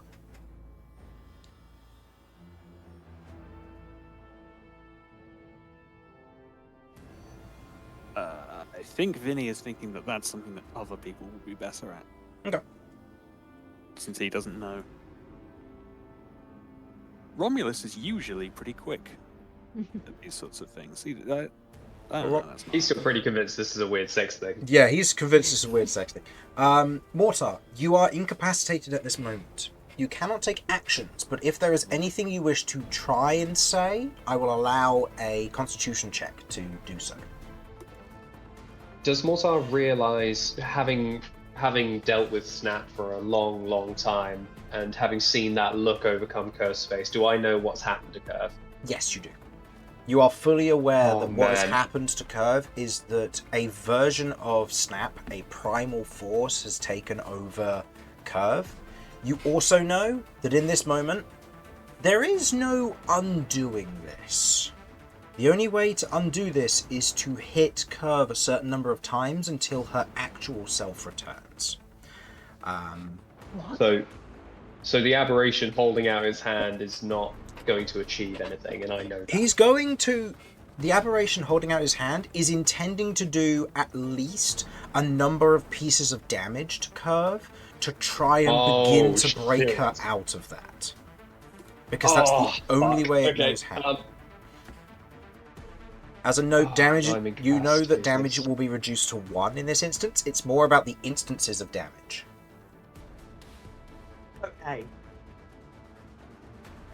So something like Magic Missile, for example, Mortar... godsend in this moment because it's instances of damage. It's a shame. I think Mortar unprepared. is just staring at Kirv in horror, just like his eyes are wide, tears are streaming down his face. There is blood pooling at the sides of his mouth as he is just screaming in despair, just seeing what has overcome this person that he loves so dearly. And I think that he's just grabbing at the robes of this aberration, just begging it to, to fix this, to release it. And I think Mortar, I'm incapacitated, so I can't really do anything anyway. But I think Mortar is just trying to. I think his mind is just reeling because he knows what Snap's all about. He knows kind of what goes on in that head, and he knows that whatever's happened to Kirv is probably going to be the worst thing in her life. And she's going to be forced to sit on the back seat and watch as she dismantles her friends one by one. I think he's fighting, but it's weak. He can't do it. He can't do anything in this moment. Okay. Does he say anything? Does he mention Snap or anything? I know we've encountered this before. Oh, that is a point, actually. Well, I've encountered this before. You so I could looked at him try for a and let doorway, I out was like, the single word of Snap, and doing so would potentially allow your party to understand what has happened. Yeah, it would I'll require point a Constitution save as part of this. Point at Kirv. I'll point at Kirv and just as loudly as I can. Even though I can't speak, I'm trying to project as much as I can. I just shout Snap. Just pointing at Kirv, just eyes wide with terror. Okay. I will say the DC for this will be... I'll say it's a 13. Not super high, but high enough. And you are not benefiting from the aura of protection from Kirv, as she is not currently your ally. I was going to say as well, Mortar is throwing all caution to the wind with his voice. Like he's trying to project past whatever pain he's experiencing. So if that makes the DC higher, then that's fine. 13 on the die. Okay. The rest of you hear Mortar otherwise say, just in a rasped, almost crackly voice, snap, pointing at Kirv, and all of the motions click with each of you as to what has happened. Seen this before when the party were dead. Yep. The aberration in this moment is going to it's going to make 3 psychic slam attacks against you in hopes that it can knock out 3 of the however many charges is necessary to release snap. With every single one, Kirv. Mortar is like punching into the aberration, just trying to yell at it to stop, but he's just watching as Kirv's just getting like slammed down by these psychic waves. Well, the first one misses. I only got a 15 to hit, even though it has advantage. Second one is a 26, so that hits, and the third one is a 21, Would which you be I telling it also to stop? believe Because you hits. are the one person that knows. Sorry. It's alright. Does a 21 hit you, Kirv? Usually, yes. Do I currently have like a Reaction? reaction? I will react shield. You get to play as evil Kirv now. Yeah, you reaction shield. This is pretty In bad. this moment, as it pushes out these 3 waves of psionic force, each one impacting the other 2, slamming against this arcane shield that otherwise made up of these thin black tethers of what looks to be almost a mix of bramble and bird feather, as you cast shield in this moment, reflecting the 2 of them, as it looks to the rest of you in this moment, and all you hear is the words, "Subdue her." Kirv, it is your go. You can go all out on the party as you see fit, or if you don't want to, you can hand the reins to me and I'll do it. Vinny and Romulus and everyone, right? Just leave the fuck alone. This is Look at a the lawful psychic stuff. evil. This is a lawful evil fiend. This is going to be fun. Look at the psychic stuff. So, do you wish to okay. take charge, or shall I? I feel it would be appropriate if I take charge. Okay, take it away. Can I have a Go for it. visualization of the room and where people are compared to me? In this moment, you've been knocked on the floor by Vinny. You're otherwise on your back as you go to stand. The psychic slams try to hit you as you reflect them away with your shield. You go to stand up in this moment, and you see motes of energy about you in the forms of people, but they matter not to you. All you know is that they are souls to be reaped, and you see each of them there, one of whom is far more tasty than the others, as you see Ellie has thousands of souls to be reaped from her in this moment. Yeah. An attractive target, I was also. but also a dangerous one. Mm. Everyone is within your weapon's reach because of how clustered you are in this hallway. Okay, so it's a hallway. Yep.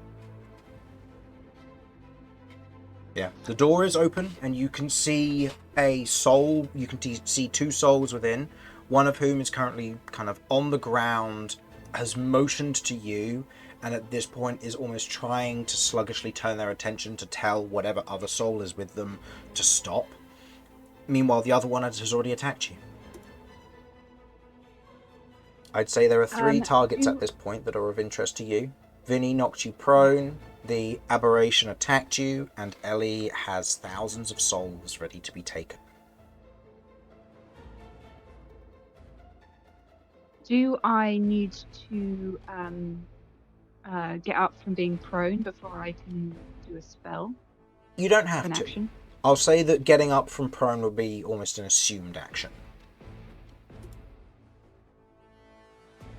So I still have connection, sorry, this turn or not? Well, yeah, it's half of your Yeah. movement to get up from being prone, so you're fine. Ah, apologies.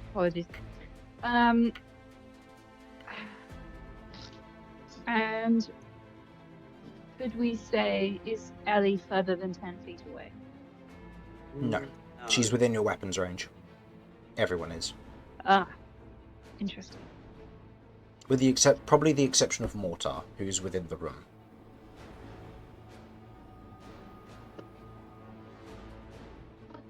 All right, shoot me down if this isn't possible. I'm just struggling a little bit just because we don't have a visual here. That's right. But if I were to thunderstep to a further distance down this corridor, Oh boy.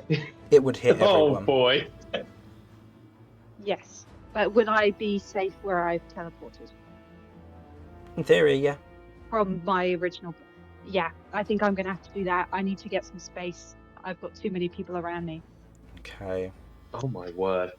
So, Well, I'm glad I've got 50 temporary. that's not what you should be worried about. I'm still incapacitated, aren't I? You're incapacitated. That's also not what you should be worried about. Yeah. All right. So, you're casting Thunderstep. Yeah. Everyone needs to make me a Constitution saving throw, with the exception of Kirv. I'm going to roll publicly for the structure of the hallway. Yeah. Does anyone have Yeah. counterspell? I do, but I'm incapacitated. I will overwrite. What would you like to overwrite it with? I am going to overwrite it with the negate. So I'm going to negate the spell. Okay.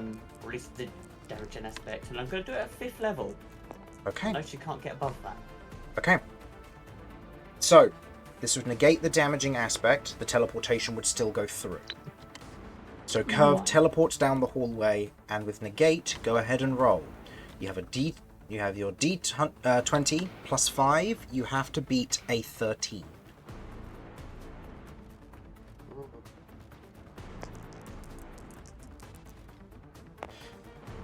Nat 20. Natural 20. In this moment, Ooh. as you see what is about to happen, as Kirv takes that step, you see kind of these charged feathers emanating from her foot as she steps through, a lightning strike moving her to the other end of the hallway down near the lounge in this moment, weapon raised to one side, as you contain that thunderous energy and with a single rune snuff it out. As a note, I'm going to roll the d20 here because it would have disadvantage on this. I'm going to roll these just to see how things would go. On a 10 or lower, it would fail. On a 3 or lower, there is going to be partial structural collapse. On a natural 1, it's a lot worse. Okay, so it would have failed and begun to be damaged. Something that probably would have cost you a lot of money. But as you negate that, the rest of you, whatever you succeeded or failed, it doesn't matter. You otherwise watch as that energy is negated. Go ahead and roll me wild magic for me, please. Negate at 5th level with a extra rune tied into it in order to negate this would be a DC... Yeah, overwrite with... Should be a DC 7, I believe. So it's a 5 with a plus 2. 13. Nope, you're fine. We're good. Okay. Oh, by the way, my elemental armor's dropped. Oh, because you had to As soon drop as I that. cast, I have to drop it. Yeah. So... So, So, I'm now vulnerable. yep. I also need to roll a d20 just to see if your elemental armor would have done anything, because it would have been funny to watch as before all of this, Kirv was turned into a potted plant. No, it's fine. Okay. Okay. So, Kirv, you have teleported down the way. The thunderous boom that you would have exulted in and taken in, that pride of hurting the people around you, is snuffed and removed, and you feel anger welling up there. The aberration no longer has eyes on you, and that whispering dissipates. Oh, With the whispering dissipating, there is only primal left, and you can now see and sense and smell everything that's going on. So, you have a bonus action. Anything you'd like to do? So, do I? Sorry. So, do I still see the people around me as enemies? Yep. Okay. I think she snarls and growls in anger that her spell was negated before looking at the culprit, Ellie, and she points and she does a Hexblade curse. Okay. Filch, in this moment, has otherwise flown back down and is like, "Yo, boss, what's going on?" He's pulled as part of the Hexblade's curse and smashes into Ellie in this moment as a smattering of crow feathers begins to swirl around you, Ellie, as you are now Hexbladed curse, or under the effect of Hexblade's curse. I think Kirv is almost holding herself almost a little more crouched over, a little bit less human than she would usually move. Her tail is higher up and it's swinging in excitement, and she grins menacingly at Ellie. Okay. End of your go. Carvern at this moment looks to you, Vinny. What does snap mean? As Carvern seems to be very confused by what's going on. It means we're fighting. Who? The thing that's in control of Kirv. Right. As Carvern is going to go into a rage and rush forward and is going to take 2 reckless attacks against you, Kirv.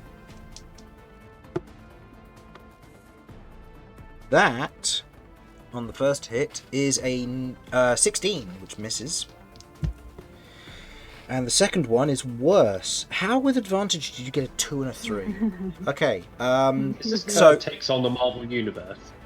pretty much, as Carvern rushes forward to take 2 swings with the Elven Warhammer, its kind of light but heavy structure swinging each way towards you. You kind of step out of the way of the first one and then block with a connected strike with Murder in this moment, as you otherwise push Carvern back as she takes a step back and is almost caught off guard by the nature of what is going on here. Okay. You So am are I now able to marked. retaliate? You would be able to, yes. Notably, you are now marked by Carvern, which means that when you are attacking anybody other than Carvern, you have disadvantage on the attack rolls. And the taker of the damage will take half damage. However, you have advantage to attack Carvern because she reckless. Wait, sorry, no. I used my... No, I haven't used my... No, you haven't. technically, have It came I? back. No, you're right. Alright.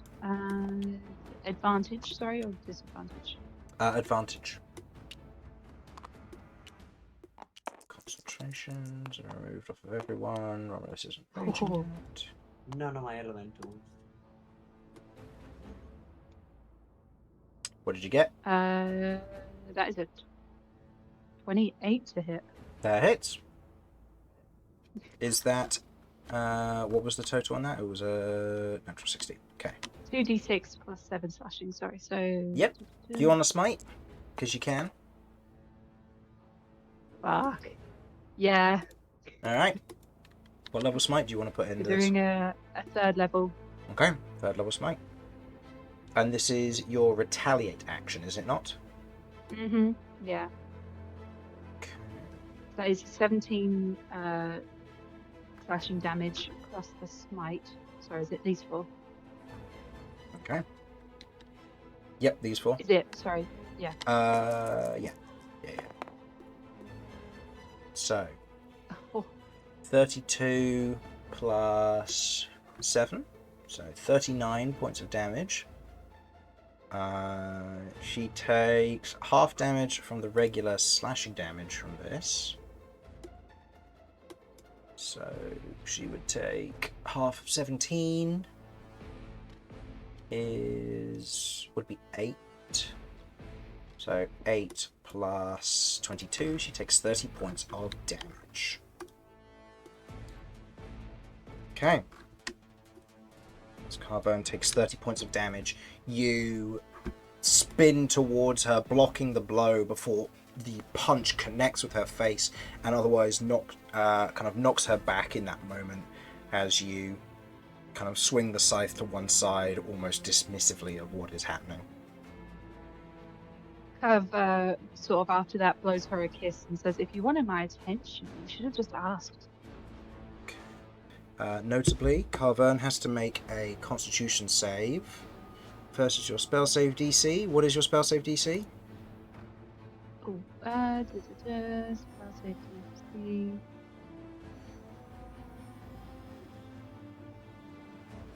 Oh shit! Sorry, where do I find that?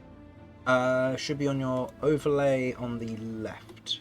Okay, 19. So she got a 20 on her con save because she has proficiency, thankfully. So she isn't stunned and prone. Okay. Okay. With that, Ellie, you're up. You have dropped the spell in order to prevent the structural damage, to prevent what's going on. Like, you see that Mortar is in pain inside of this room. You see that the aberration is fighting on your side. Despite potentially being the cause of this, you don't know. And what looks to be Kirv down the way as Carvern has taken 2 swings, missed both of them, and in response took a punch to the face which did a significant amount of damage as you heard this crack of divine energy or infernal energy slam into her. I understand how this works. I've experienced Mortar's sleep while everyone else was down. So I'm going to cast 7th level magic missile. Okay. That's 9 darts? That would be. And she's burnt her reaction. She's burnt her reaction, so she can't shield. So, Shit. 9 points of damage. She is still under Snap's control. But it's a hefty blow. As each of those arcane missiles punches into her, you see that there is almost this shock of reality that takes hold as you watch, almost as if the pupils are undilating piece by piece before it's kind of pushing back in that moment, the primal taking over once again. A good amount of damage has been done, and in that moment she's still obviously she's still looking healthy, but also still under the control of Snap. Go ahead and roll me Wild Magic as well, as that is a 7th level spell you've just burned. Well, Damn. Oh, fucking hell. Roll me a d100. You get your Tides of Chaos back. Oh, that's something. I'll take that. Are you below half? What on magic? No. Yeah, no. Only Okay. just, but no. So just that. 73. I'm aiming for the 70s today. Okay. Okay, roll me a d6. Re-rolling on a 6. Actually, no. Not re-rolling on a 6 because there are enough valid targets. Go ahead and roll me a d6. Oh, I rolled the one next to it. That's 2. 2. Okay. Roll me 2d4. Am I going to kill Mortar? No. It was justified, but... No, it's just funny. Okay. 1 and a 2. Okay. Mortar. You are incapacitated, and as Ellie casts this spell, the arcane missiles shooting down the corridor, there is this sudden surge of wild magic as a piece of it kind of breaks off and shoots towards you. In your vulnerable state, just kind of there on the floor, you're just like, no, no, no, as it hits into you. You are poisoned for the next 3 hours. Oh, come on! I'm sorry, I was working off... just there with... Mortar's just there with one arm, one leg, and he's just vomiting everywhere while crying, like, ugly crying. Ugly crying, just like... He's like punching the aberration, going, "Let her go! Stop it!" He just throws her in the aberration's throat. How to kick a man while he's down. Hey, Yeah, look, honestly, the D6 was a 2. good. 1 Romulus, 2 Mortar, 3 Vinny, 4 Kirv, 5 Carvern, and 6 the aberration. I can't. Oh, fuck. That's not good. So, Oh, well. You win some, you lose most of them. well, there could have been worse. So, with that, And that will end my turn. that will be your turn. Romulus, this is no longer a sex thing. I am now 80% sure this isn't a sex. Mm-hmm. Very well. Well, I'm going to draw. Was it Ghost Steel Halberd? Yep. Yeah, I like the reach on this one. And I'm just going to get Kirv at the edge of my This is the my matchup attack we've been range. waiting for right here. And well, I do think what I'm going to do is gonna attack. Okay. Are you recklessing? Yeah, because I want to hit. I'm not going to be using Great Weapon Master because it doesn't matter. Nope. I'm going to be maintaining my what do you call it? My Distance. bonus action. Yes, but distance as well, but also bonus action. Okay. And so I should be able to just make how many attacks? Two attacks. Two attacks? Yeah. Action. Go ahead. Well, first of all, that's a 1. Oh, it's a natural 20. Okay. Don't worry about the damage. It does 1 point of damage. Make the second attack. Even on a 20, it doesn't do 2. Correct. Yeah. Second attack auto hits, as you know. It's not stagger. Which again No, it doesn't matter. Oh no, it doesn't. Ah, fuck. Okay.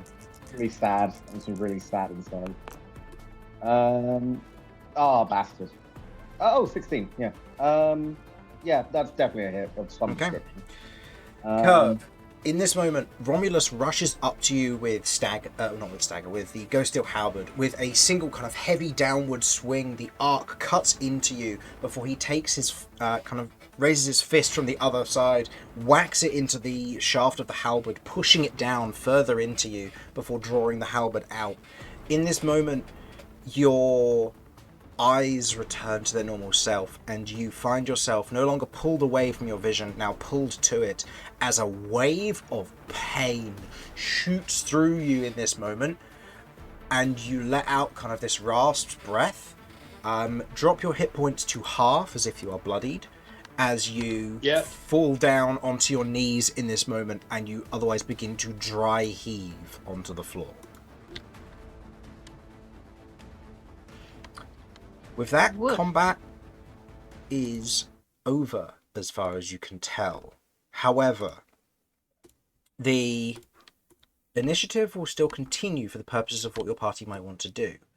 Vinny, the aberration seems to relax at this, with the situation now over. You now have a turn before it may do or react at all. What would you like to try and do?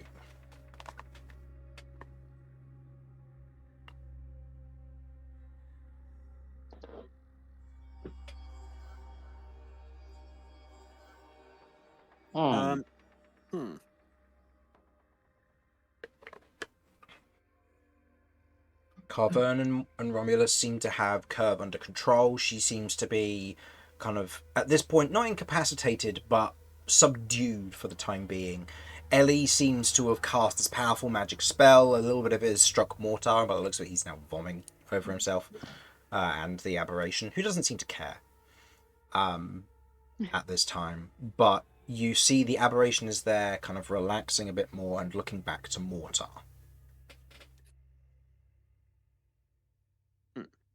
Mortar was poisoned by that, right? Yes, correct. Yeah.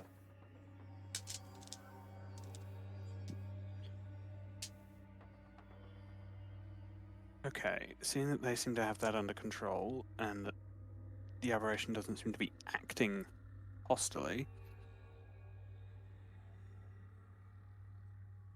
I still don't have my weapons out. I'm going to move closer. Okay. It doesn't seem to react hostilely towards you. As it kind of turns back to Mortar, you can see that it is attempting to, at this point, it seems to be going to the action as if it's going to try and lift Mortar to potentially move him to a bed. Okay. Seeing that it's let me get closer without doing anything, I am going to cast Lesser Restoration on him. Okay. You cast Lesser It does Restoration. require me to touch him. That's fine. You touch Mortar in this think- moment. The poisoned condition is I removed. think as You no longer feel sicky. Vinny's hand, as soon as Vinny's hand kind of reaches out, Mortar like grabs it with his one hand. His hands are just clammy. His grip is like trembling, and he's just going, "Please, please, is she okay? Is she okay? I didn't mean it. I promise. I didn't mean it."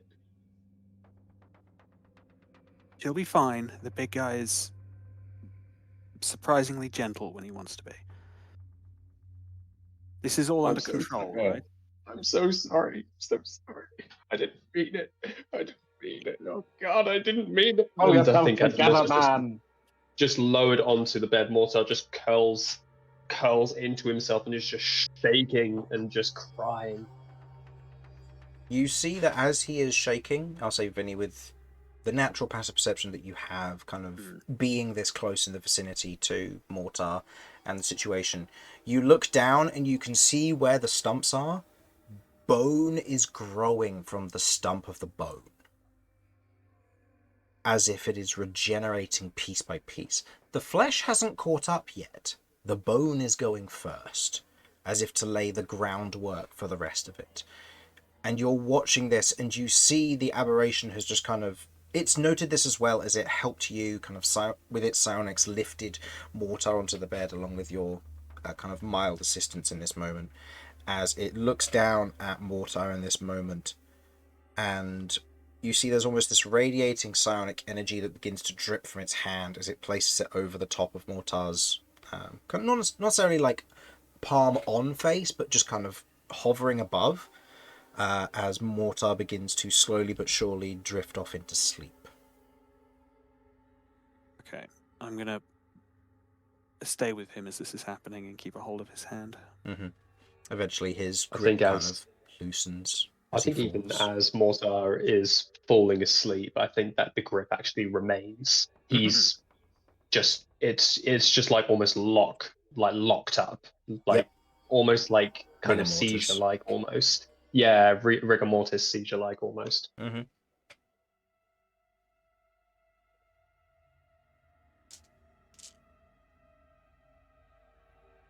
Okay.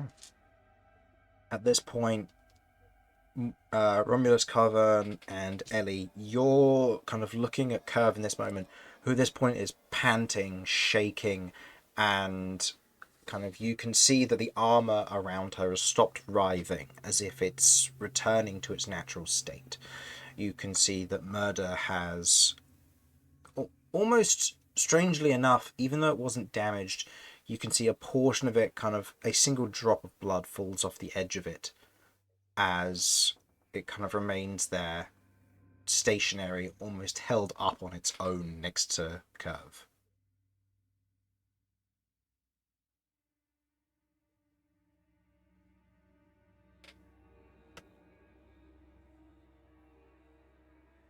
Is there anything you wish Do to I do? remember what's happened? Yes, you saw all of it. You saw the attempt to kill your friends, the method with which you saw the nature of who each of them were, how you don't entirely understand how all of this came to pass. All you know is that there was a whispering effect in your ear, followed by your senses being pushed back, and your party working with the aberration you showed aggression to.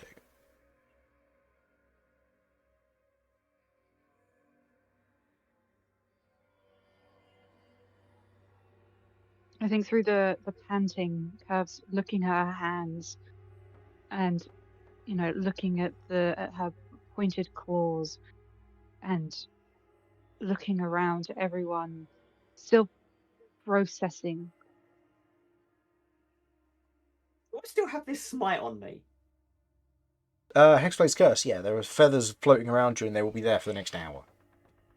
I'm still done with this crap. I'm done. You just start swatting it away, almost like Gimli from the extended edition, where he's just kind of blowing away the ghosts. Am I not able to like undo the Hexblade's curse? Probably, but I don't know. I think that would be high up on Curve's list, I'm afraid. She sees Ellie in this, swarming dark feathered cloud that Curve usually reserves for her enemies. And Yeah, I'll allow it. Also, the curse only lasts for a minute, not an hour. I misspoke there. So it ends fairly quickly. with a sort of flick of her hand, she almost blows it away into the air.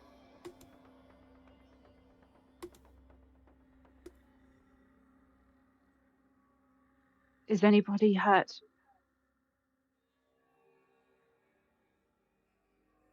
No, just angry. Carvern, otherwise holding her warhammer up, is like, do you need me to hit her again?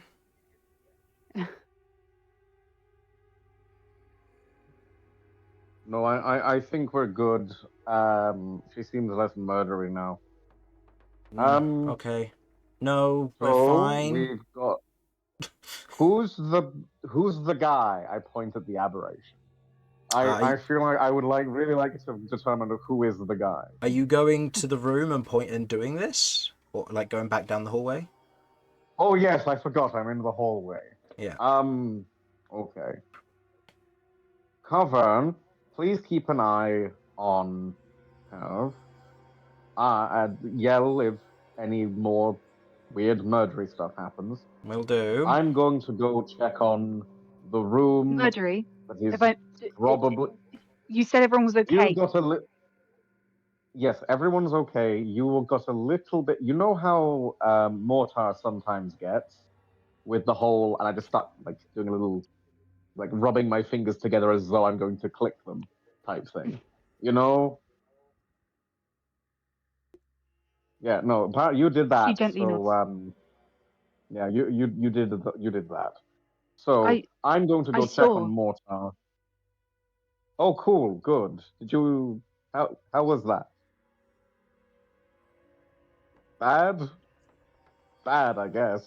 You hear footsteps from Curve. behind you as you're having this conversation, and you I see. turn around and immediately like who the fuck is it?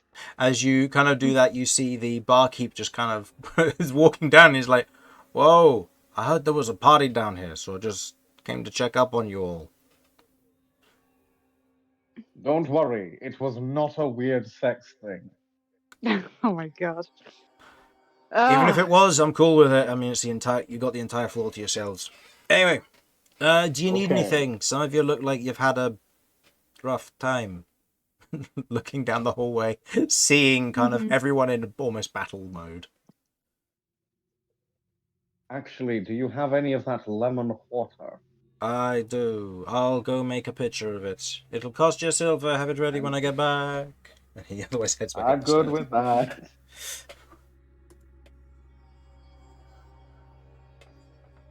Where's Mortar?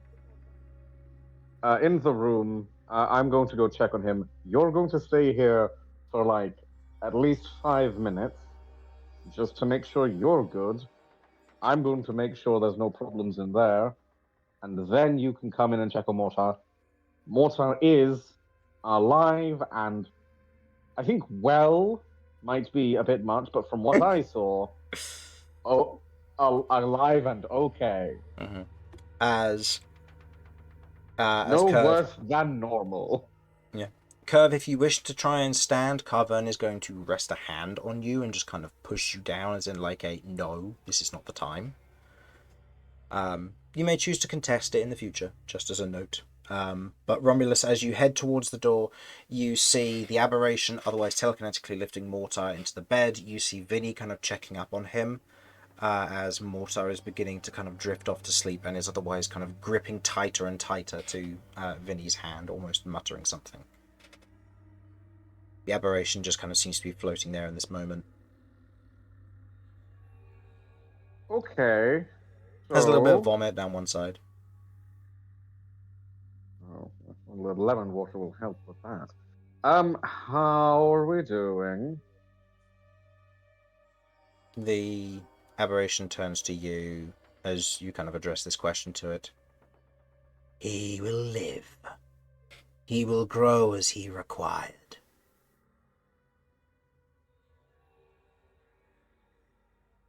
Sorry, could you talk the whole time?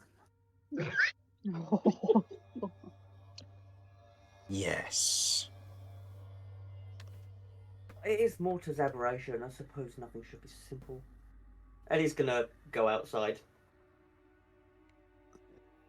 to our elementals. Yeah. I've had no reason to talk until now. And besides, my work here is done.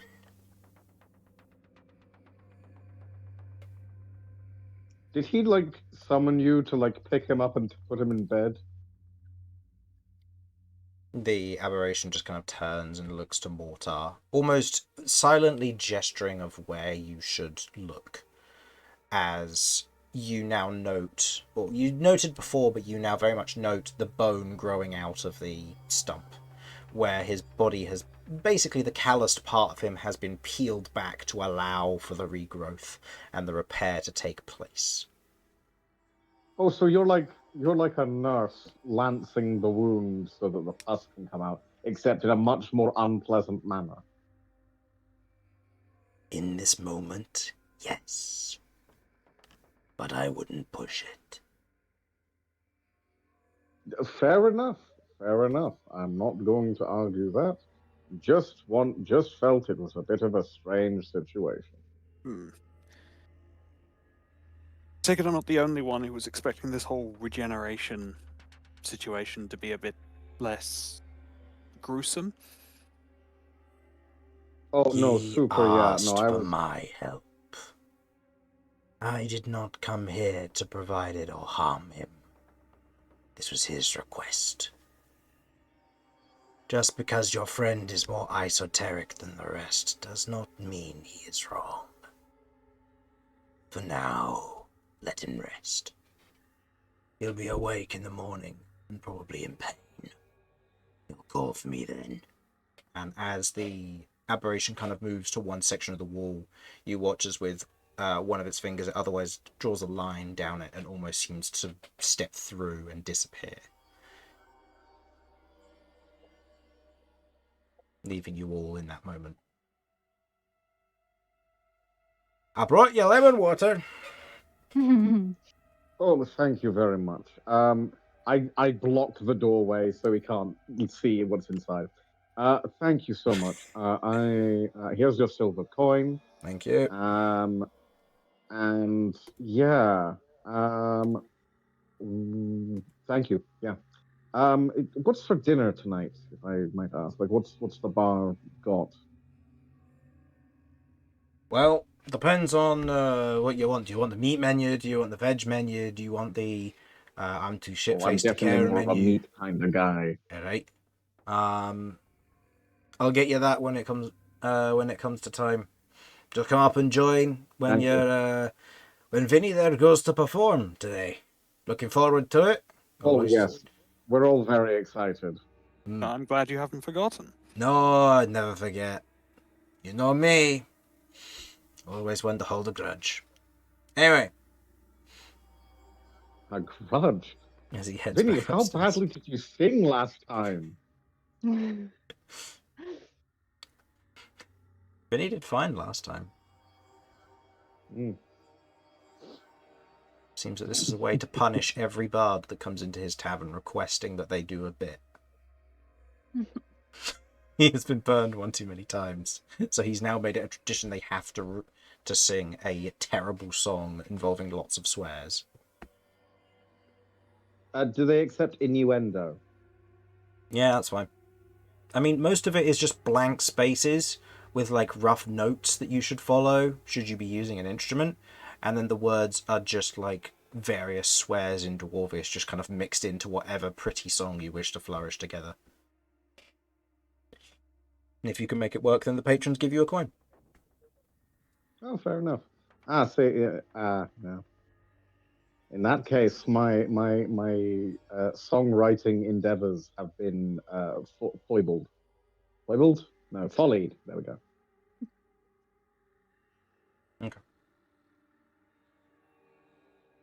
foiled? I think I meant foiled. I'm tired, okay? No, that's fine. Yeah. As Ellie is otherwise headed up upstairs, kind of to elementals. Mortar is otherwise collapsed and asleep. Kirv, you have a moment where, after some time, you and Carvern otherwise escorts you to where Mortar is. You can see Mortar's leg and arm are otherwise torn open. You can see that the bone is regrowing. You can see that he is still shivering and kind of muttering as Vinny, I imagine, at some point tries to extract his hand before real blood loss is, or before the blood flow is truly lost. For sure. Hmm. Yeah, I'll stay with him for the time. Make sure he's not alone. But Yeah. yes, I'll try and get my hand back. Yeah. I can take over if you want.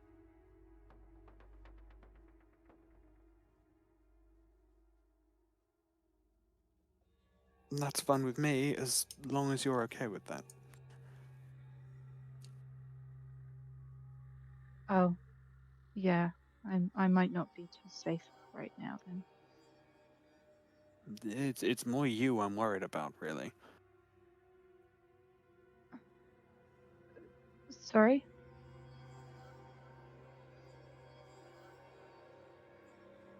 He doesn't look like he'll cause me much harm in this state.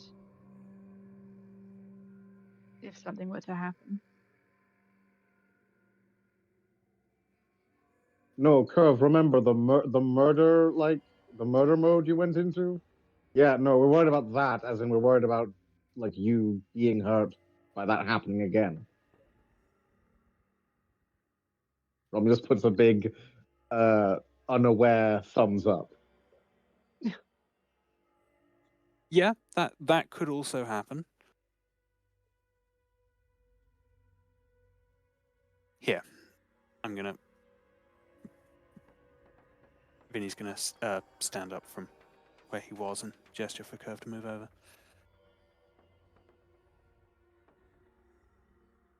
She does. You kneel down next to Mortar. You can kind of hear him faintly whispering various nothings for the most part, rambling that you can't fully make out. There is eventually like a lucid line to what he said previously with, "Is she okay? I didn't mean to do this."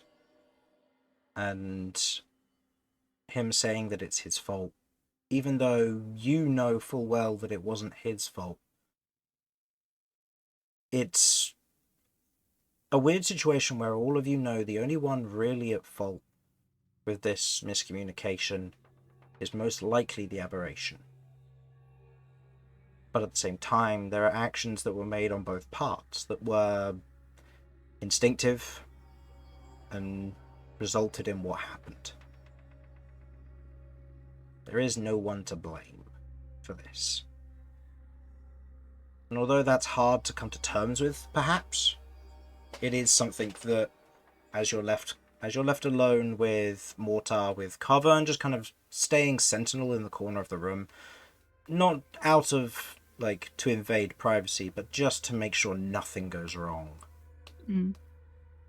You each go about the rest of your business for this time. The day begins to wane, slowly but surely. Vinny eventually performs his song to the rest of the crowd.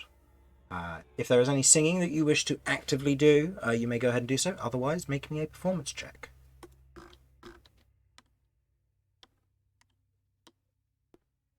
I'm just going to roll. Okay.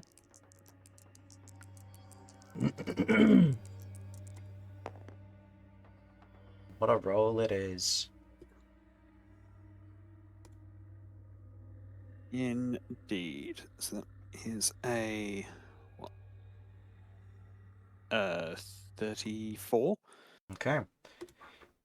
Having had time to study this, having had time to kind of look it over, and having done it before, you get all of it in good tandem. It isn't a jovial song. It is a mocking song, one that you know this crowd loves. One of singing about some high-born twat and otherwise having a wonderful sing-song about him, saying every swear word in the Dwarven language that you go through and you sing it. You get the entire tavern kind of in tune, banging their feet, calling, shouting, and at the end of it all, it is a wonderful time for everyone.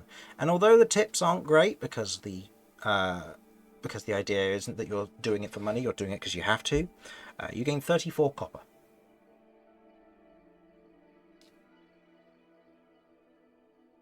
You perform the song, you cheer up the bar as a whole, and you know that will buy you 34 drinks or a few bottles of spirit should you want to, as everyone enjoys it, cheers, and is very happy with the situation as it stands.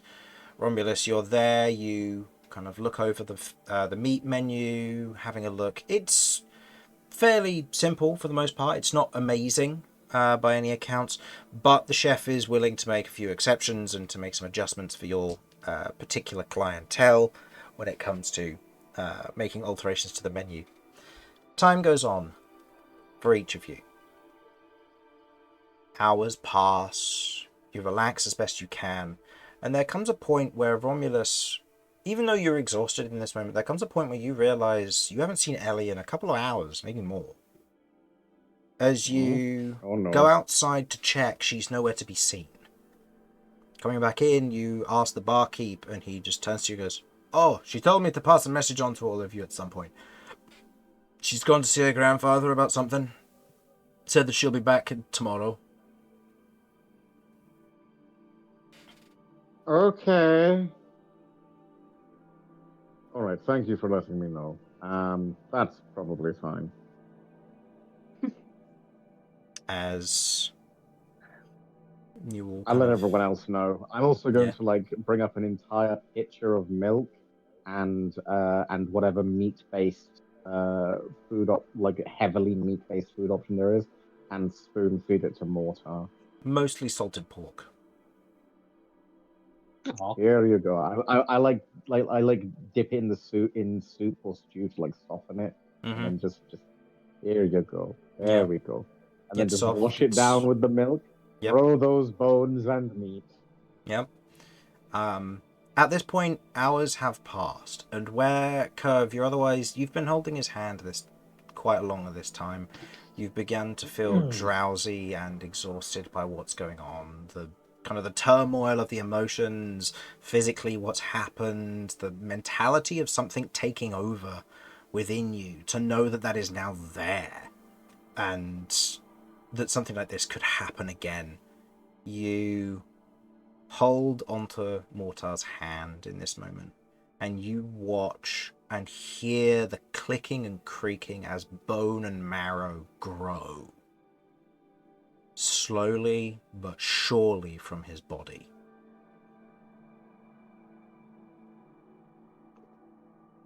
It is a disgusting sight to watch, but the need to be there for him seems to hold on to you more in this moment.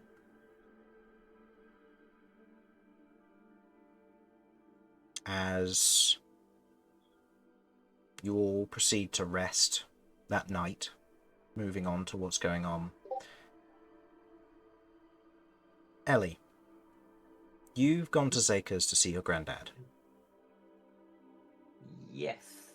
You've gone to research as well. Do some research. Yeah. Yes. Okay. So, roll me an investigation check, if you please. Okie pokey. As you teleport, the elementals go with you. You end up back in the crossroads. The architect is nowhere to be seen as he is escorting your grandfather around the library still. But as you otherwise arrive to the library, the librarian kind of welcomes you and... What would you like? So I want to... What was I just rolling then? Investigation. Okay, is that for books and stuff? For what you're looking for. What I'm trying to find. Okay, can I finally, as I've never actually used it. What's my class thing? I remember I have something for Oh, is this your background? The scholar or something. Yeah. Yeah. So go ahead. That would lower the DC significantly. So what was the total? Okay. I'm gonna use Tides of Chaos to re-roll that 4. Okay. As I seem to keep getting it back for glorious. Oh fuck me. So we'll take the 4 because I believe with Tides of Chaos you don't. Do you have to take the new roll? I don't know. Should say on the But I have- ability.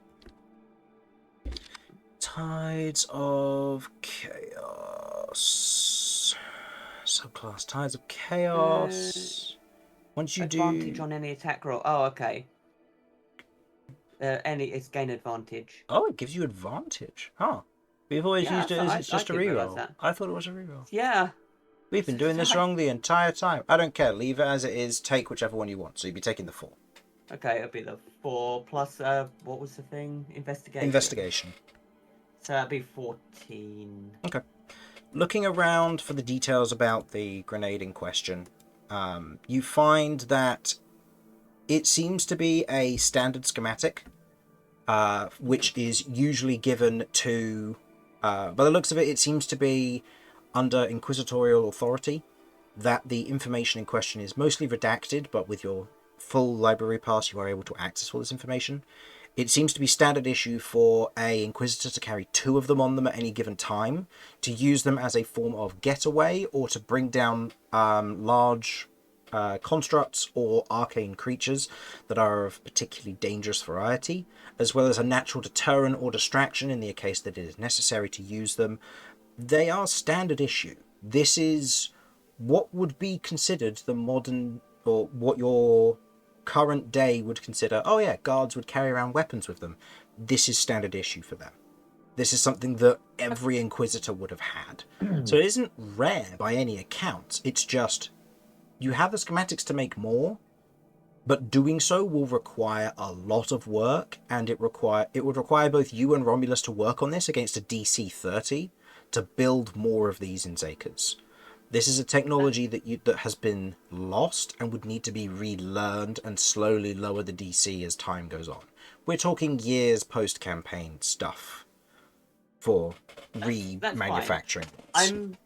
I'm currently trying to dig for information because I can't tell him that I've got it from Zakers because of that. So I was trying to find like where they'd be utilized in the world that we're in at the moment, so I could tie it to a ruin. Okay, in which case I want to try and prolong him as much as I can in conversation to give the party as much opportunity. So this is trying to basically lead a false trail of where this is. So I will say go ahead. Yeah. In this instance, trying to do this, go ahead and make me a survival check. And this will be just to get a general understanding of the lay of the land on what you're working with. Okay, that's a +4. That's a 10. +4. Okay. I can't roll for crap. No, it's fine. You know some things about the world as it stands. Valadoon is far enough away that you could potentially get away with certain lies being told, although there would be charisma-based checks involved, so things like persuasion or deception as part of this, so that would have to be something you need to keep in mind.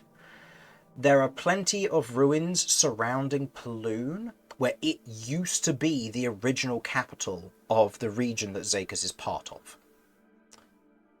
This means that anywhere around Paloon is a viable place for these sorts of for this information to be found. Lotus Dawn Ruin is also a perfectly viable option, even though it would be more of a far-fetched because it's further away from the natural source. Whereas one of the smaller ruins within the Grave Wallow Gorge underneath Zakers is also a possibility, but also then brings into the question, how has it not been found sooner and how did you get your hands on it? So there might be more of a natural story to tell, which would require a bit more of a performance, perhaps. So depending on how you wish to twist this tale, depends on what kind of skill and place you'll aim for. So the Jade Mine that we were in, would that technically be one Possibly. where they could have... Okay, because there's that collapsed part of the mine that's like, okay, that there was something there, but it's collapsed. Yeah, it's quite possible that could be a lie to tell. It depends on whether you want it to be part of a story that comes from natural persuasion, whether it's a lie that you're just going to be telling straight up, or whether you're going to have it be a woven tale that you're making up and therefore something more related to performance. Either way, those are what you're generally going to be working with here for that. But you have the basic understanding to be able to string this along. Any other like grand structures that may be part of the kind of, not necessarily the Zaka's commune, but anywhere that may have been closely connected and had similar technology isn't mentioned here. So there's no way to stretch the boundaries of this to something far more plausible. Hey, that's cool. That's cool. That gives me something because then I can lead a bit of a conversation and make it more viable instead of go, so where did you find this? Somewhere that you're not allowed to know about. Yeah, exactly. You know, so I wanted that information. That's cool. Is there obviously I can't find the thingy, so I can't ask him if there's any items or anything that aren't. If I don't have to sell a grenade, or rather not, in case he blows himself up. Maybe if he blows himself up, it might do us all a favour. Who only knows at this point? Okay, then at that point, I will try and find. He'll be around. I'm going to be here for a little while anyway, so Okay. I'll try and catch him up at some point. But otherwise, I would like to look into the other things if I get the chance. Okay. Looking at the next thing, go ahead and make an investigation check. Even with your proficiency, even with everything involved, I'm going to say this is going to be a base DC of 25, lingering on 30 to get accurate information. Okay. Can I get help from the librarian? Is that a thing that I could do? In this instance, the librarian is helping your grandfather, along with the architect, to get information all sorted. If you wish to pull them away, you can. Just know that they will ask for more specific questions, which means that you'll then let the party know what you're researching. Well, the party can know. I mean, they aren't gonna know, but the players are gonna know. So Okay. that's fine. That's fine. Okay. So yeah, I'll try and drag the thing through. Okay. So The librarian is otherwise kind of standing next to you, kind of the little arms about them underneath their cloak, otherwise kind of clicking together a little bit as they're kind of standing there next to you, waiting for you to tell them what you want. So I am looking for a book or any information in regards to deities or any powers or beings that surpass them. And then, like, I'll give a little bit description of my encounter with this corruption queen. Mhm. Like, she, wherever she was, wherever she's from, I'm trying to find out about her. Because at some point, I'm going to meet her again. Okay.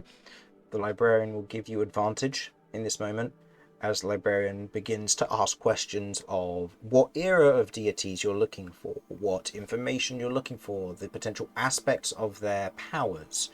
As each of these questions is asked and answered to the best of your ability, go ahead and roll that investigation check, please. Okay, and I have an inspiration if I need it.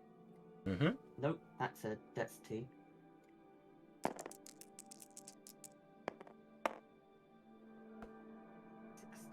So that'd be 26.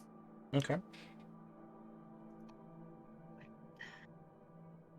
Do I crit fish or do I just settle for the 26 with the librarian's help and my scholar? I'm not going to push it because if I re-roll and get lower, then I lose a 16, don't I? With an inspiration, I believe so. Yes. Heroic inspiration is just you. Is it you take the new roll, correct? Simon, Harlan.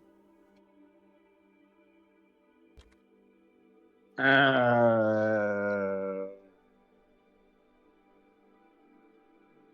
me say heroic inspiration. Where's that coming from again? So basically when I give you guys inspiration for stuff like making funny references that I actually got, or turning up early to session like I did for Mortar today when he was the only one set in the channel before me. Oh, right, yes. It'll allow you to re-roll any die, Okay. technically. Yeah. So using the inspiration.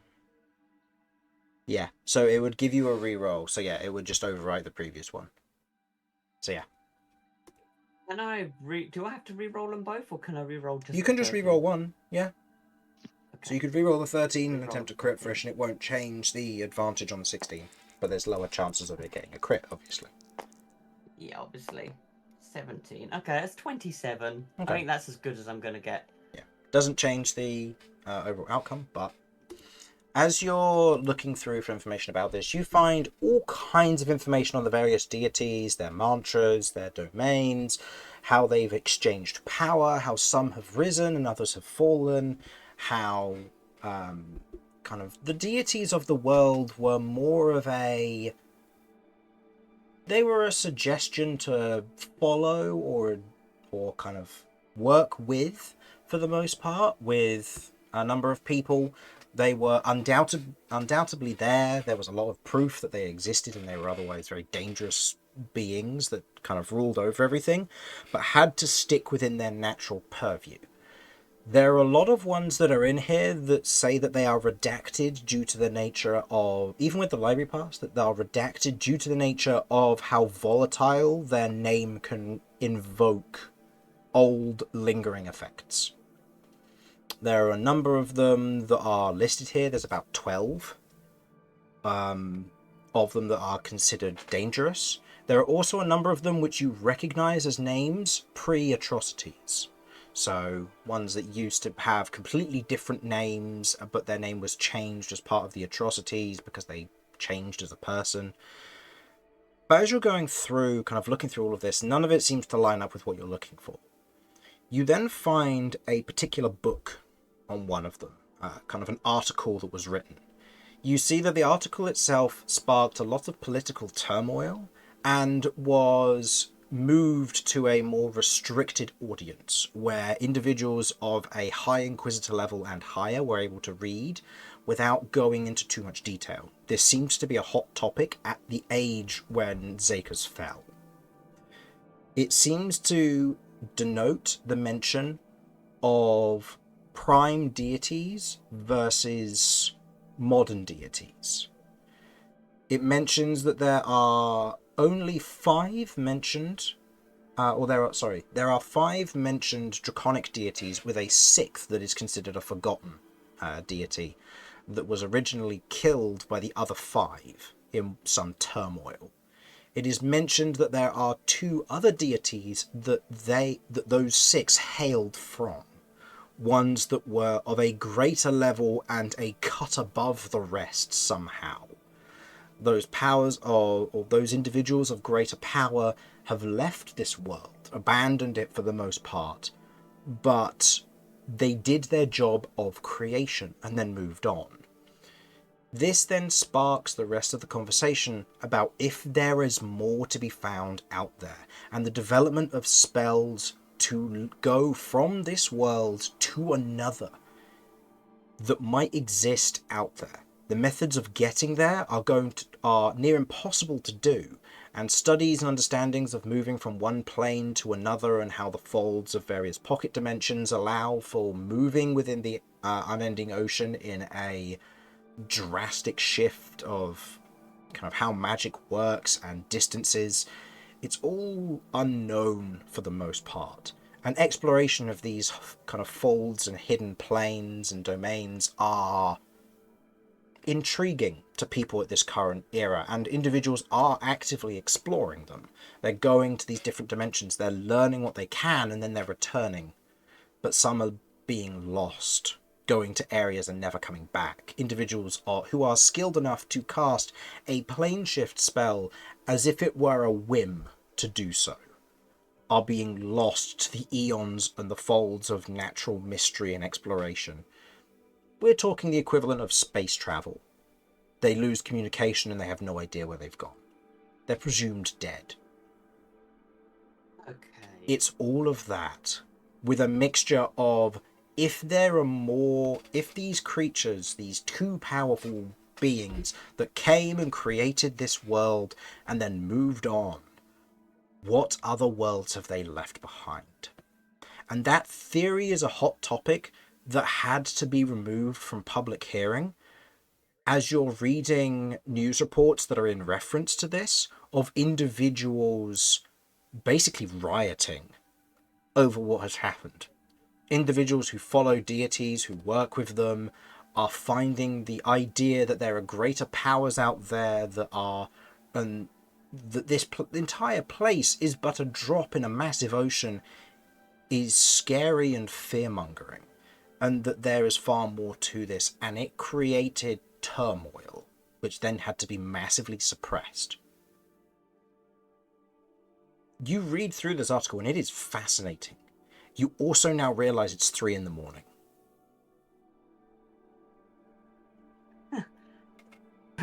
Just looks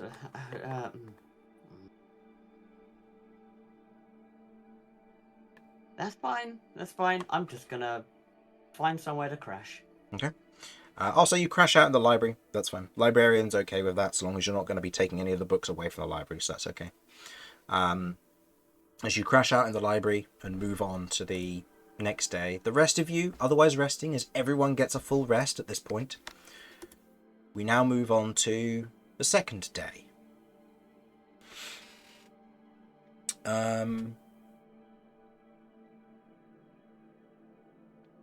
So, the rest of you all awake. Mortar, you are the first to awake out of everything that's going on. You stir back to consciousness in this moment. You feel the aching of your body in this moment. You see, Kirv, have you fallen asleep at Mortar's side? It is a light sleep, but yes. Okay. You see I that think Kirv has dozed off, yeah. kind of lightly holding your hand. You see that Carvern is in the corner of the room, kind of fallen asleep, having placed her warhammer kind of on the ground, and was leaning on the butt of it, and in doing so managed to fall asleep in a very precarious position that could fall forward easily if someone were to sweep the warhammer out from under her in that moment. But as you I think note their presence, I think Mortar, he feels how like dry the back of his throat is, how like lacerated his throat feels from the night before, and he looks down at what is happening to his arm and sees the weird slow fibers of ivory slowly conjoining to weave into a bone structure. I think he's just watching it for a moment, almost like mesmerized by it, just for a second before kind of shaking his head and just seeing Kirv right next to him in this kind of very, very light sleep. He just gently kind of shakes her shoulder. Hey, wake up. Hey. Kirv wakes. Yeah. Hey. Hey. I'm so sorry. I thought this was supposed to be an easy thing. Regeneration, like, it's supposed to be like, it was supposed to be. I thought it was supposed to be like painless or something, but like, I don't know what happened. I'm so sorry. Are you okay? I think the sleep has done me some good. It looks like the sleep's done you some good as well. Yeah, a little bit. Oh my God. When I didn't know what to think.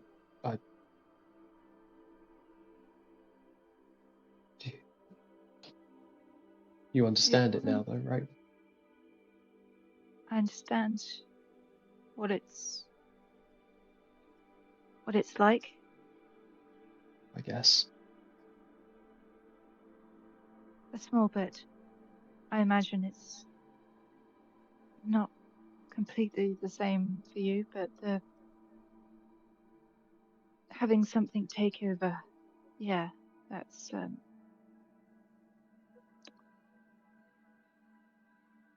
I've never felt anything like it.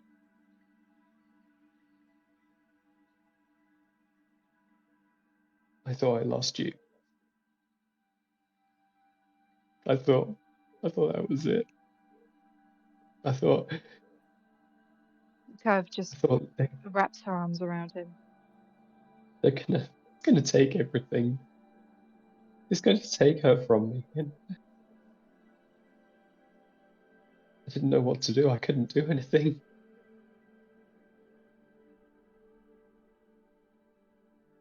You weren't alone. The group, they knew what to do. And I can take a hit. You know I can take a hit. It's gonna take much more than that for you to get rid of me. Okay? Mortar just nods. Yeah, I know. I was so scared. I don't think I've ever been that scared in my life. I thought that was, oh god. And Mortar will just hold Kirv, just with his one good arm, just hold her tight as though it's the last time he's ever going to be able to. Just like it's the first and the last time. He just buries his head in her shoulder. Kirv struggles to think of a way to comfort somebody. But she recalls an old memory of her sister having a very tough time, and where words weren't enough, she would just run her fingers through her sister's hair and sort of gently coo and breathe and calm her down. And so Kirv attempts the same and just runs her fingers through his hair. I think Mortar just ever so like slowly and subtly, just slowly is shaking that almost that trembling of like almost emerging from a dream which was so real and so horrifying that is now awakened to like reality. It slowly starts to subside with each motion Kirv makes, and he just takes a bit of a shuddering breath. As you do, I love you so much. I never realized how I meant it before. I mean it even more now. It's like I feel like I got a glimpse of what my life would be like if you were no longer there, if you were gone. And I can't live that life. I just can't. I can't do it. I can't do it.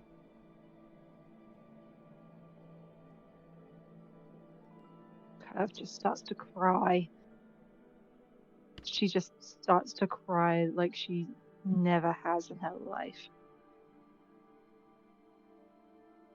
Mortar just holds her and just cries with her. Just kind of that dawning realization that he just vocalized, just really just hitting him in the gut that he was so certain that was it. He was so certain that this version of Snap was going to just destroy Kirv. That his demons would be what would take her from him, and yeah, I think they just cry in each other's arms. Okay. You do that. Otherwise, having the moment as you've woken up, otherwise the sensation of feeling that comfort, that closeness, while also having the slight tingling, not pain as such, but the tingling and the weird sensation of almost a weight upon the leg and arm stump where the prosthetics used to be. It's a strange sensation, to be sure, knowing that you can't maneuver around, and while your arm is wrapped around Kirv, she's the only thing holding you up. It's a strange sensation. In more ways than one. A moment, in more ways than one, that's true. Yeah, a moment of vulnerability for you, and similarly the same for Kirv as the two of you hold one another. Mm-hmm. As Romulus and Vinny, you two wake up elsewhere As the day has begun, you not necessarily partied per se, but had some celebration at the very least. Romulus, I believe that now means you're down to 1 point of exhaustion. Woo! Well, hey, Oh, no, no, no. For you see, we rested the night previous also. So therefore, I am at 0. hey. Nice. Yeah, because we lost one I've been in very Ezra's carefully house. counting these, Chris. Oh, fair enough. Yeah, we lost one at Ezra's house and one here now, so that's 2. Didn't you have 3 though? No, I had 2. Kirv had 2. Romulus had. No, no, I had wait, 1. shit, I did have. I thought Did we he? slept here 2 nights. No, this is the So first I night. did have 3. We slept at Azera. Oh. We slept at Azera's. Oh, Mhm. bugger. Okay, well, I guess I'm at 1 then still. That's okay. Eh. You've still got a day that will go by relatively quickly, because I'm now in the process of asking, is there anything anyone would like to do during the day to move forward in their current goal? You've got the day to go. You've spent the night resting, as many of you have needed. Mortar's out of commission for a day until the rest of his body regrows. The rest of his limbs regrow. And Valadoon is yours to explore, should you wish to do so. So if there's anything you wish to go for. Ellie as well, you have that conversation with Azera. Roll me a D100. A D100. Yeah, I never get to use this. Okay. 71. I really am hitting all the 70s. Yeah, today. you are. You are. 71. Is level up on a 70 at any point? No. Like, I just keep rolling for wild. No. The work a shot. Okay. Azera finds a... I think it's going to be actually quite interesting. As you ask Azera for some tat to sell instead, you otherwise go about kind of searching his apartment for something that he doesn't want anymore. As you're going through, Azera finds an old drawer and begins to go through some things and hands you a small booklet.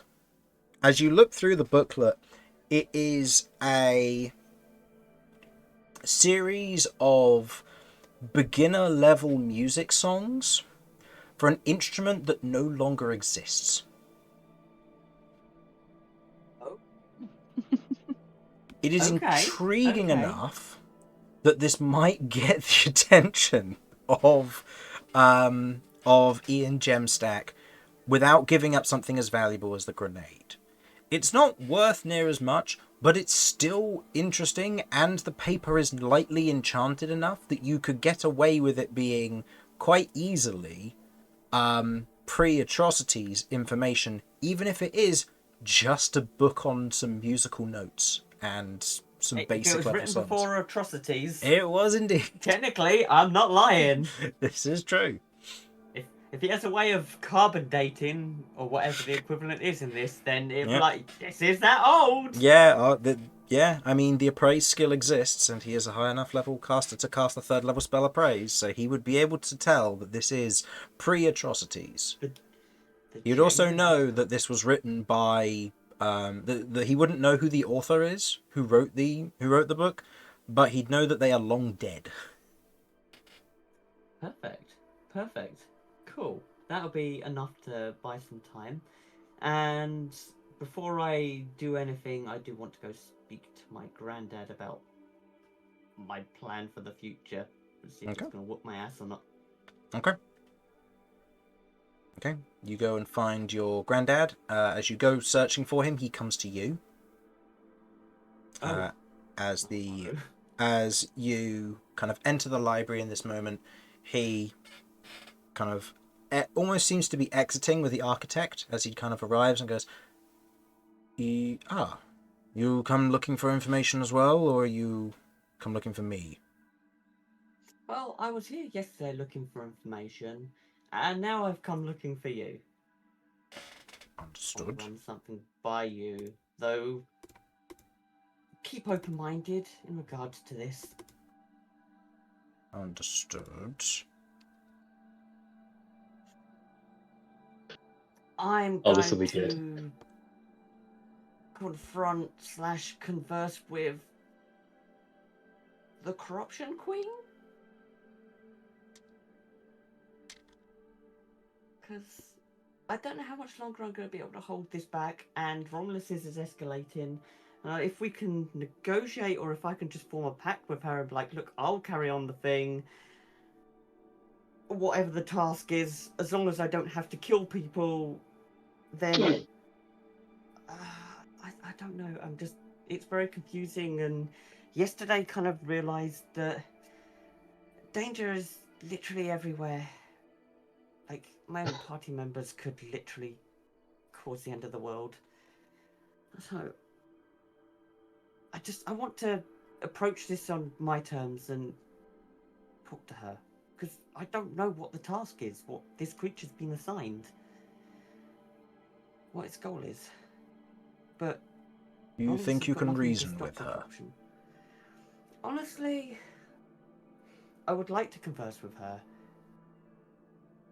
She seemed amicable when we talked. She approached me in the vestige of my mum. She talked to me and gave me options. And then when I started refusing and getting hostile back was when she escalated. Because she could have killed me then and there. She proved that. She ripped Romulus's face open. But she didn't. If she wanted to, I'd be dead. No. There's got to be a reason why she didn't just kill me. And prove yourself.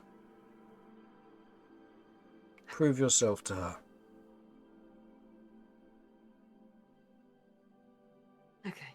I just want If to she's run as it by powerful as you 'cause- say, she has agendas.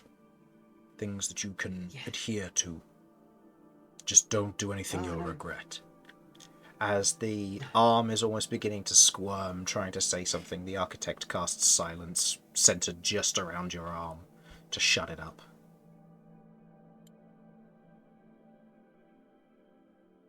Okay. Right. Well. I hope When to do get you back plan to the on doing party. They're this? probably going to be. Probably around WizardCon. I'm gonna be honest. If you're gonna be there, I would, or at WizardCon, if we get a night during that period, I'd like you to be there in case something goes wrong. I need someone to just, you know, I can try. just looks uncomfortable about it. I can try and be there. Looks at the architect. Do you think a ritual chamber would suit this sort of thing? As the architect almost seems to kind of ponder this, kind of the metallic eyes, kind of almost just gazing off, wondering the situation. It wouldn't be unnecessary, that's for sure. A ritual chamber can be arranged to befit your particular needs. Do you know what you require for it? Well, last time I met her was teleportation, but with having recently just done what we did with Vinny, I believe that I can get to her via Dream of the Blue Veil. Then a ritual circle can be accommodated for. You may take yourself and as many of your friends as you may wish. I will say, turning to Thamar, that we should not go.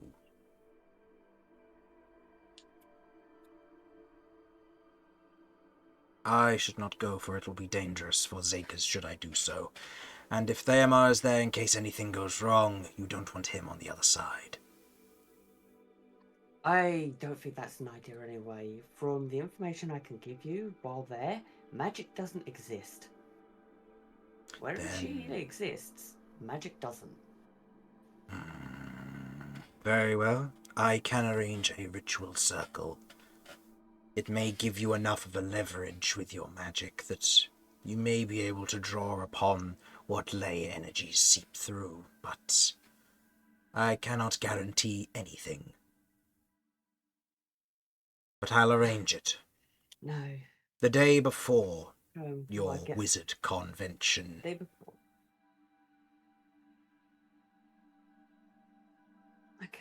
Thank you. And should look over to that. Pick you both. Right. I've got to ask the librarian one last thing, and then I should get back to the party before Romulus grounds me for running away.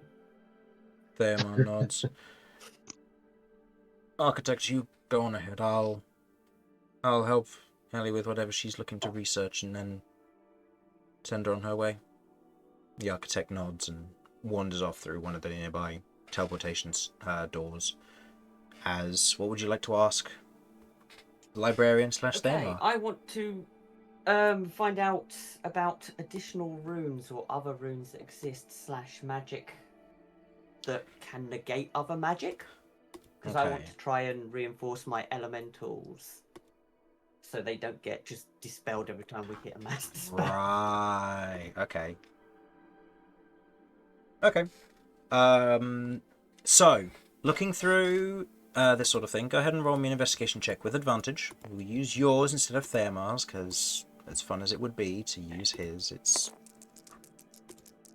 all about you, the player, not about him. It's 23. Okay, 23.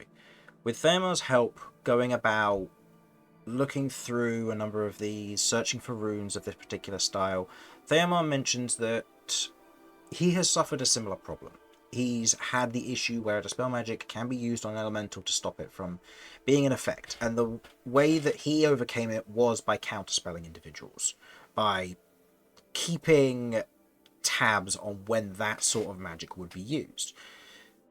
With that in mind, as you're kind of looking about all of this, using the negate rune seems to be one way to prevent this, but you're looking for something a bit more permanent. As you're looking through all of these kind of runes, bits and pieces, there are thousands of them to note, and you could spend a lifetime learning every single one and how to manipulate your spells to do anything that you want them to do.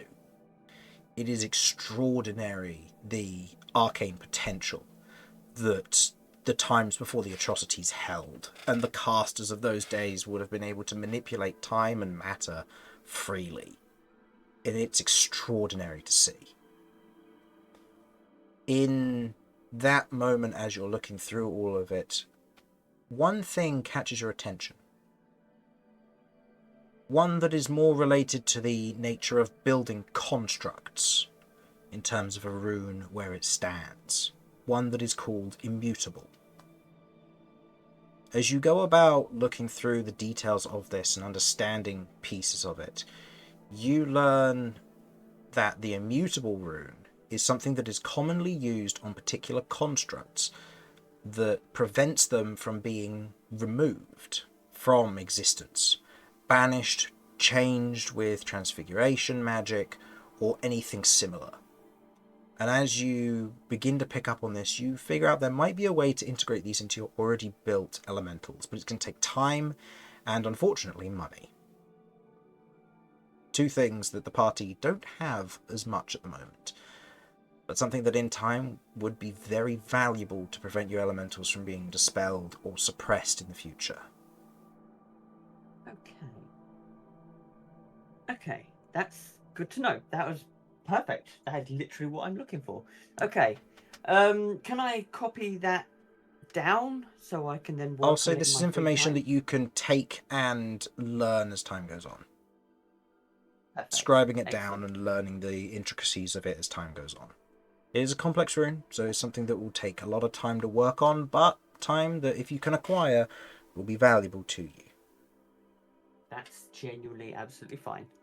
Okay. Then after I've done that, I will go to I'll say goodbye, Granddad a hug, and thank you for trusting. He Then hugs I'm going back. to go to the teleportation door, and using the rune that Romulus has got the counterpart to, I'm going to channel teleportation through that. Okay.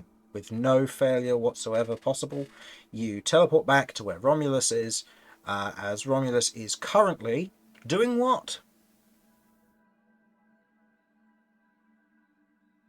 Well, I'm still EP, but I won't benefit from a full rest after having one, so I've decided instead to spend my time honing my skills.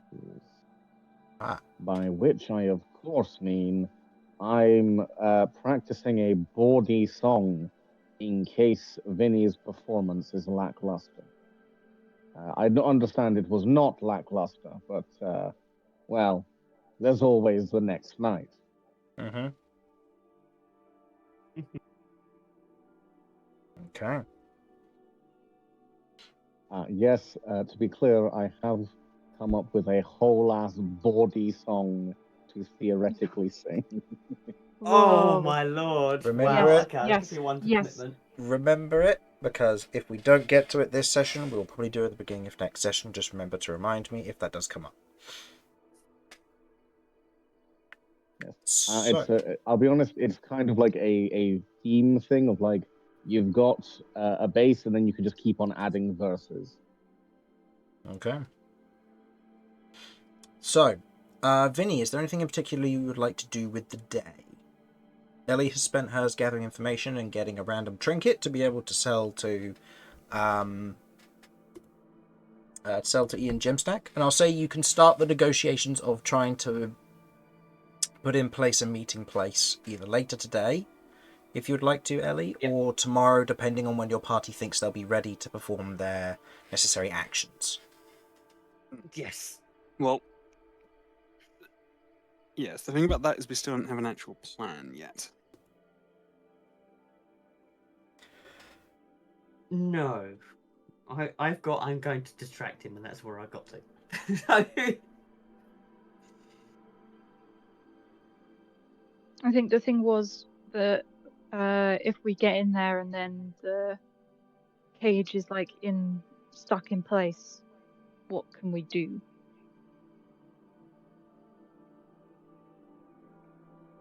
If it's lock-stated, either we can attempt to pickpocket the device. That's going to be very difficult.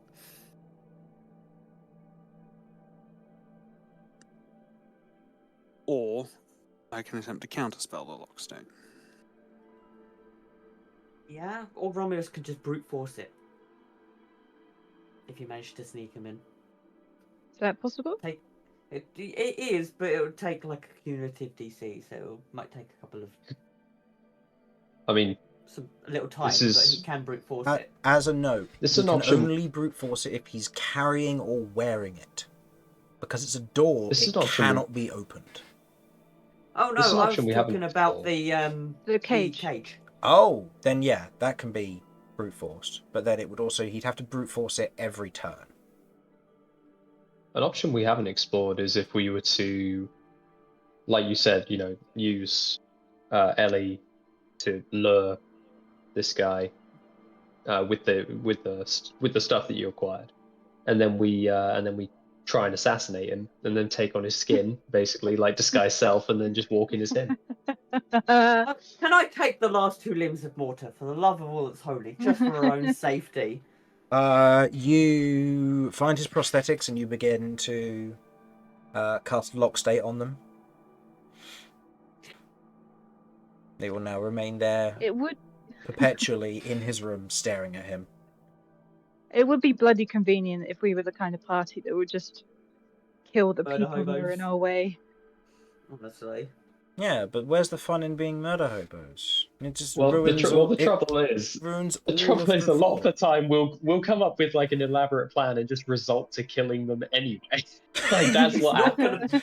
He's Yeah. not gonna be there as my hope that hopefully, fingers crossed, it should be good. Yeah, well, okay. Well, I'll follow your guys' lead. Yeah, that's another point. We don't know what's actually protecting the door itself, do we? No. Some kind of magical lock that we were hoping to dispel magic.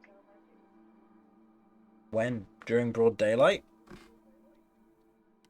Well, if When- there's only 2 guards and he's going to be away.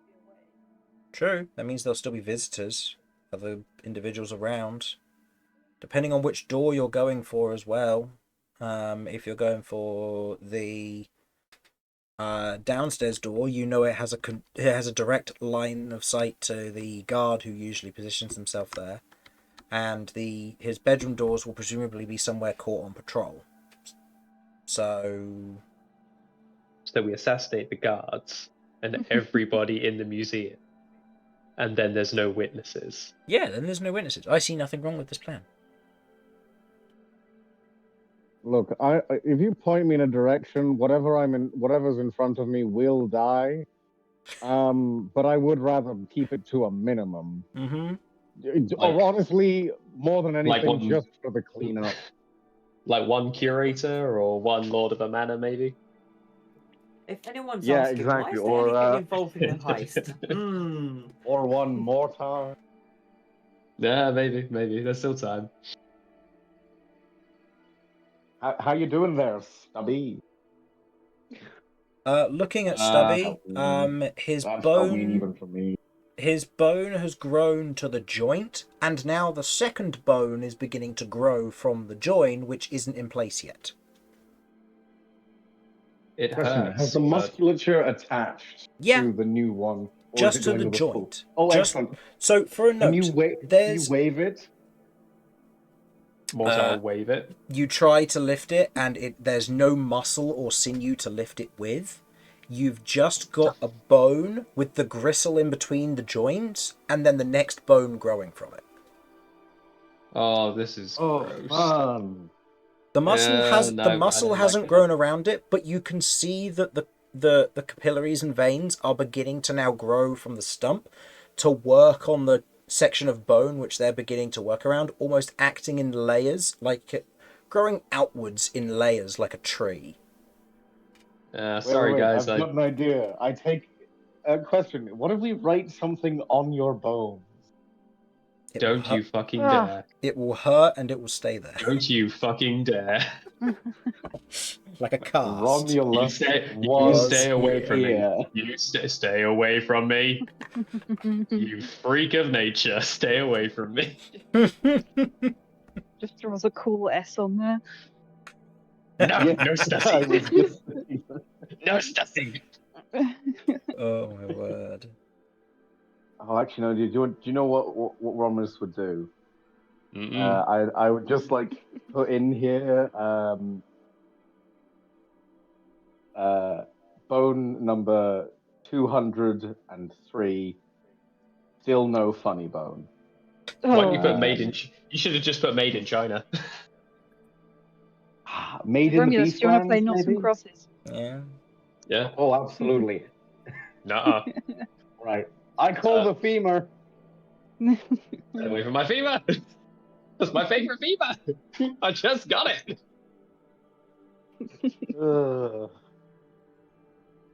Well, I mean, I guess I'm going to be out of commission, guys. So, is there anything you want me to do from home base? I can do some sendings if you want me to. I can do some use the arcane eye for a bit.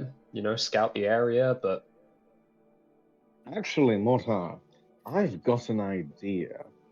oh god, And I'm going to go into a long and lengthy description of how we're going to get Mortar in a wheelchair, but with where his leg currently isn't.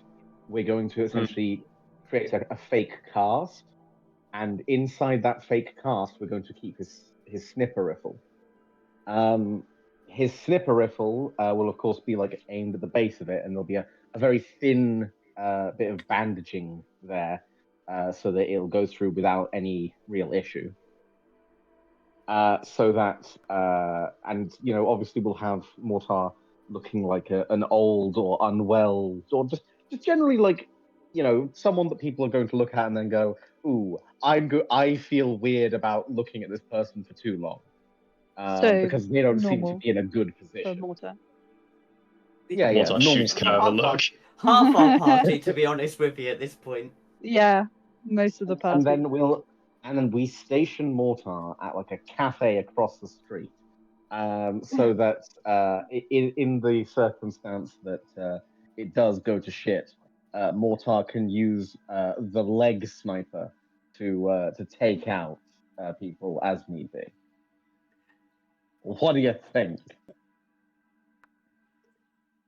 I mean, it's I mean, I suggested assassinating people, and this gets that job done, so I'm in. You don't have if you're going to be arranging a time to talk to Ian Gemstack, you have 3 days to work with. You don't have to do this while Mortar doesn't have a leg and arm. I don't know if I've made that clear enough, apparently. You Yeah. don't have to do it while he's debilitated. You could let him do stuff when he has a leg and an arm. We're choosing to do this. It's Better- funnier yes. to just leave Mortar out of it. Better yet, what we could do is we could literally have Mortar dress up as a zombie while he's missing an arm and a leg, have him stumble into the middle of this exhibit, start biting people, and then everyone's like, oh shit, they all clear out, and then the place is empty. Normal Mortar then. Just for reference, when Kirv and Ellie were in there, how many other guests were there? What was the foot traffic like in there, Chris? Inside, Yep. so yesterday there was about 1 person per room for the most part, on average. Sometimes you'd have a group of like 2 or 3 people in one room at a time and they were traveling together, but they were moving relatively quickly as they were kind of reading stuff and going through there. Other times you would have like a single visitor who was just like following the guidebook as they went around.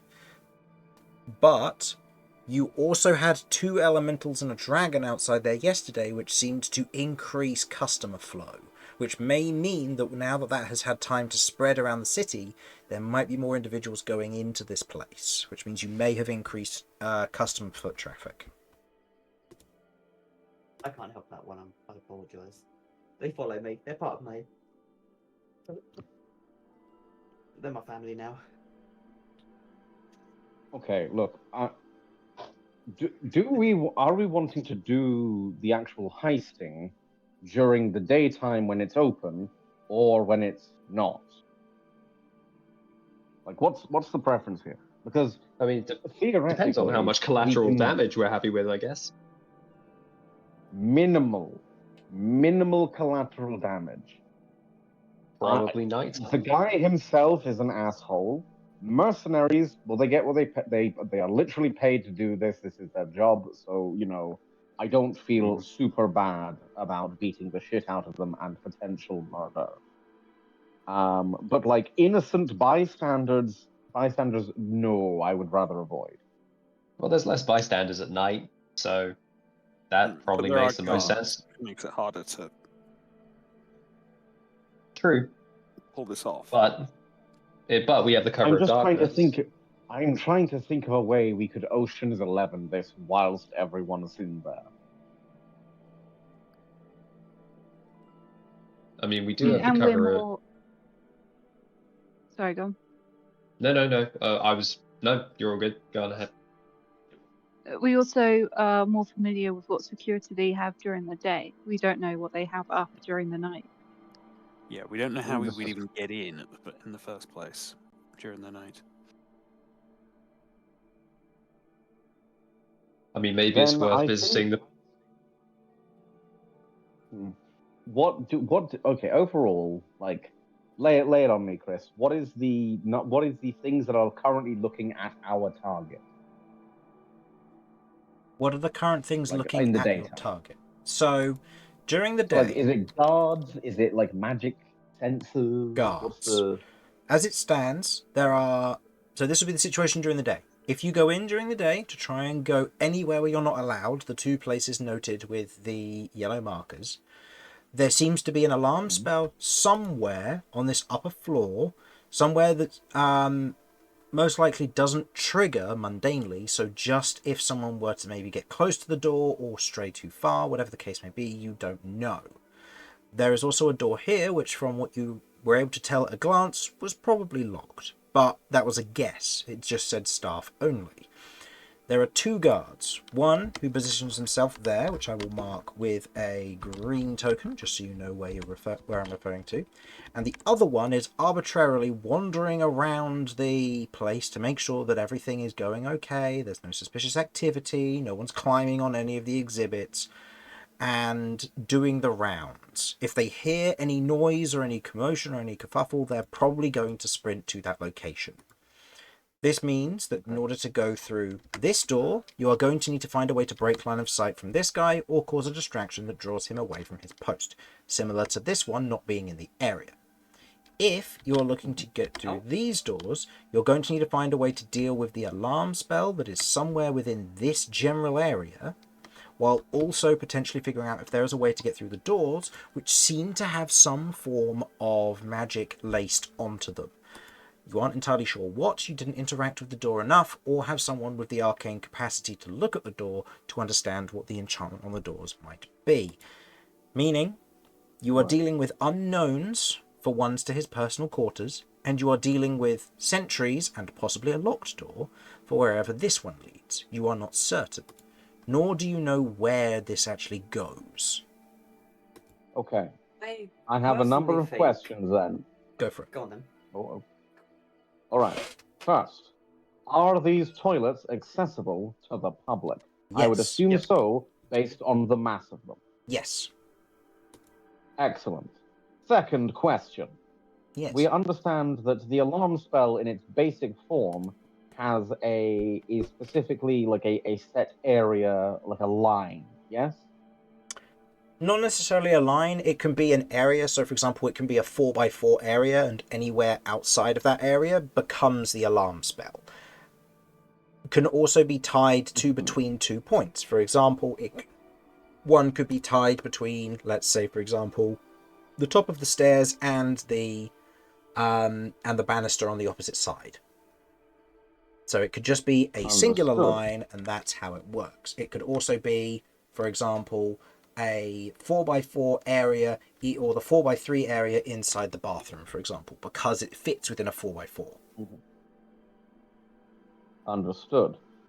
Next, where do we believe or know the cage to be? You have no idea where the cage is, nor do you have the means by which to detect where it is, as the entire place is protected from divination-based magic. Is it protected from divination-based magic whilst inside it? You don't know. You haven't tried. But casting a spell in public will draw attention, especially something that is of the more powerful variety. Something that might draw the attention of the guard. Understood. Very well. Next, these walls here appear to be made of wood. Is this accurate? Thick wood paneling with stone reinforcement through the middle, yes. Understood. All right. Then I see, if we're wanting to do this stealthily, the most reasonable option available to us is A, initial distraction of this individual whilst this individual is elsewhere, allowing the potential to sneak into the bit that's here. I don't really know how, because I don't really understand where the fucking door is, but the door's here. Ah, there it is. Gotcha. All right then. Yeah, so that's theoretically possible, but very visible. Secondary option. We have here a toilet that directly adjoins into this. Plausible cubicle. We fill the cubicle with some sound padding that we've brought, stuffed into a bag or potentially in a portable hole type situation. I don't know. You've got your weird pocket thingy. Anyway, I can get us through the wood and reasonably through the stone. I'm dummy strong, and feasibly we can crack that open. The issue then becomes observing this area to make sure it doesn't end in, oh no, alarm goes off. So we would need either some way to suppress the alarm or detect the alarm spell. In that way, we'll be able to determine whether or not where it is and how to avoid it.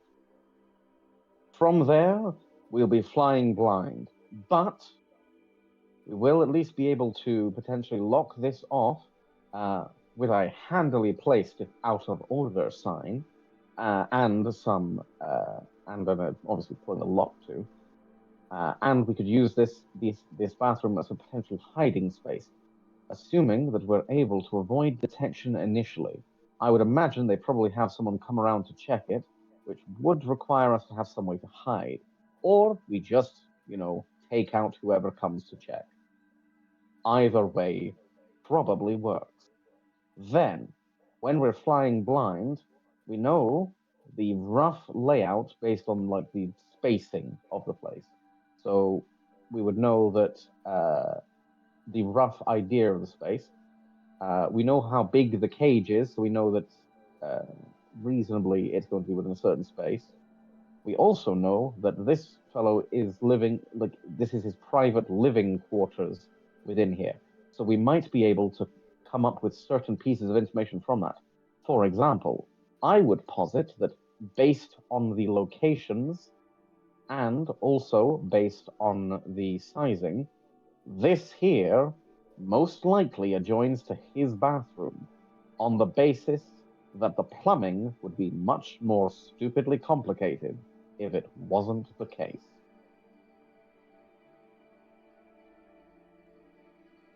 Well, How I'm y'all thinking? I'm How down with you that. feeling at the moment? I mean, I'm down with that plan. Who would you have going where? But, well, in terms of getting through, I would certainly be amenable to doing so. I don't have much in the way of stealth, but in the way of, like, if it comes down to brute forcing it, or just, using tools to get through it, I'm the person in the best position to do so. Sure. Uh, Okay.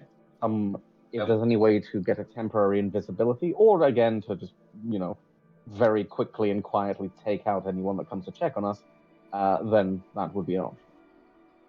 I do not have the ability to determine where the magical shit is, so I would suggest someone with a detect magic, if divinatory magic is permissible within Sorry, there. Is Chris, do you mind if detect we magic- grab your grab the tiles of our characters just so Harlan can actually kind of show us exactly what it is, where he's like talking about like putting us and stuff. Would that be okay? Oh, right, yeah, point.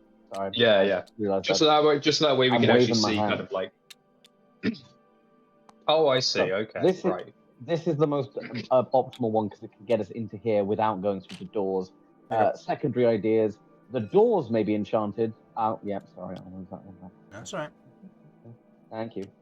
So theoretically, this is one of the best options here for getting through. The doors here also, whilst I'm fully certain the door most certainly is enchanted, I suspect the walls surrounding it is not in as well defended. We could potentially go for the hinges or the connective points. So there's bound to be a weak point available to supersede these doors.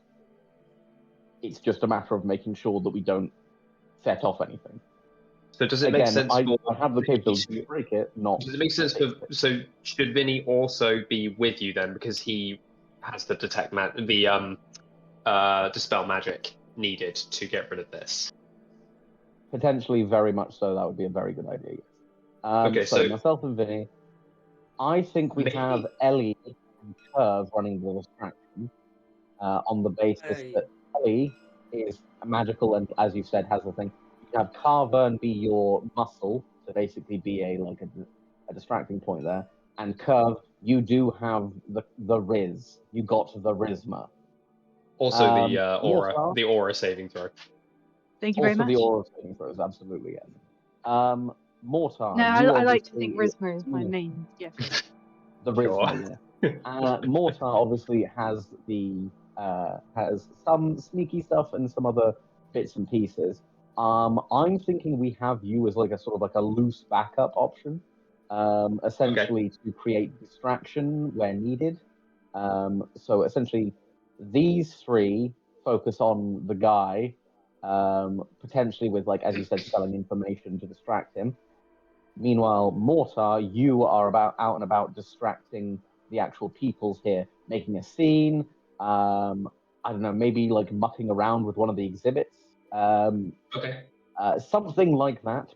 There's a potential there. This is assuming, we'll say, not something that can get you killed for or thrown in jail for, just something that's like, get the fuck out of here, and is very distracting. Meanwhile, myself and Vinny work on breaking through here. Once we've done so, Mortar theoretically can come through with us. So in theory, kind I'm in the exhibit. You've got Kirv and like Ellie and stuff all down here. Is that what you're saying? That's what I'm Anything- thinking. If, like in interacting with the guy, I don't know whether that would be taking place in his I don't know whether that would be No. taking place in his private area, but if it is, then that's something. Or if No, not, I'm then taking him to a neutral location, so I'll be removing him from the premises. from the equation. So then Smart, remove smart, you reasonable. off the map. The only problem is I don't have a way to get us in here unless you, Mortar, want to try and set up something to be a distraction whilst you try and slip in here. I could absolutely try. I'd need a better, But honestly, a better I think idea. this is probably just a staff room or something. I suppose it depends on how bold we're thinking of getting. Like, I feel like the more side objectives we give ourselves, the more rooms we give ourselves to cover, the more things can go wrong. It might just be worth sticking to this complex up here. So that way we're sticking to one area rather than stretching ourselves to also having to deal with this. This is fair. I think we can. Logistically, I think it's unlikely that the cage is in the left hand bit because Yeah. reasonably, I can't think of why it would be there. Mm. You know, Be strange unless they've got that place closed off because they're opening a new exhibit in there. We don't know. The only problem is if we go through the entire living quarters area and don't find the cage, we're not going to have any choice but to try and get in here. That's true. So is it worth then you two hitting this place and me trying to hit this place with maybe Carvern or something?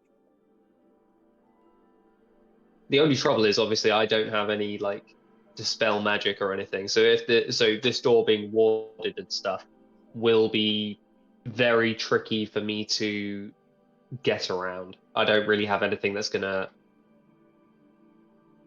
get around that. I mean, potentially I could. No, actually, I don't think that would work.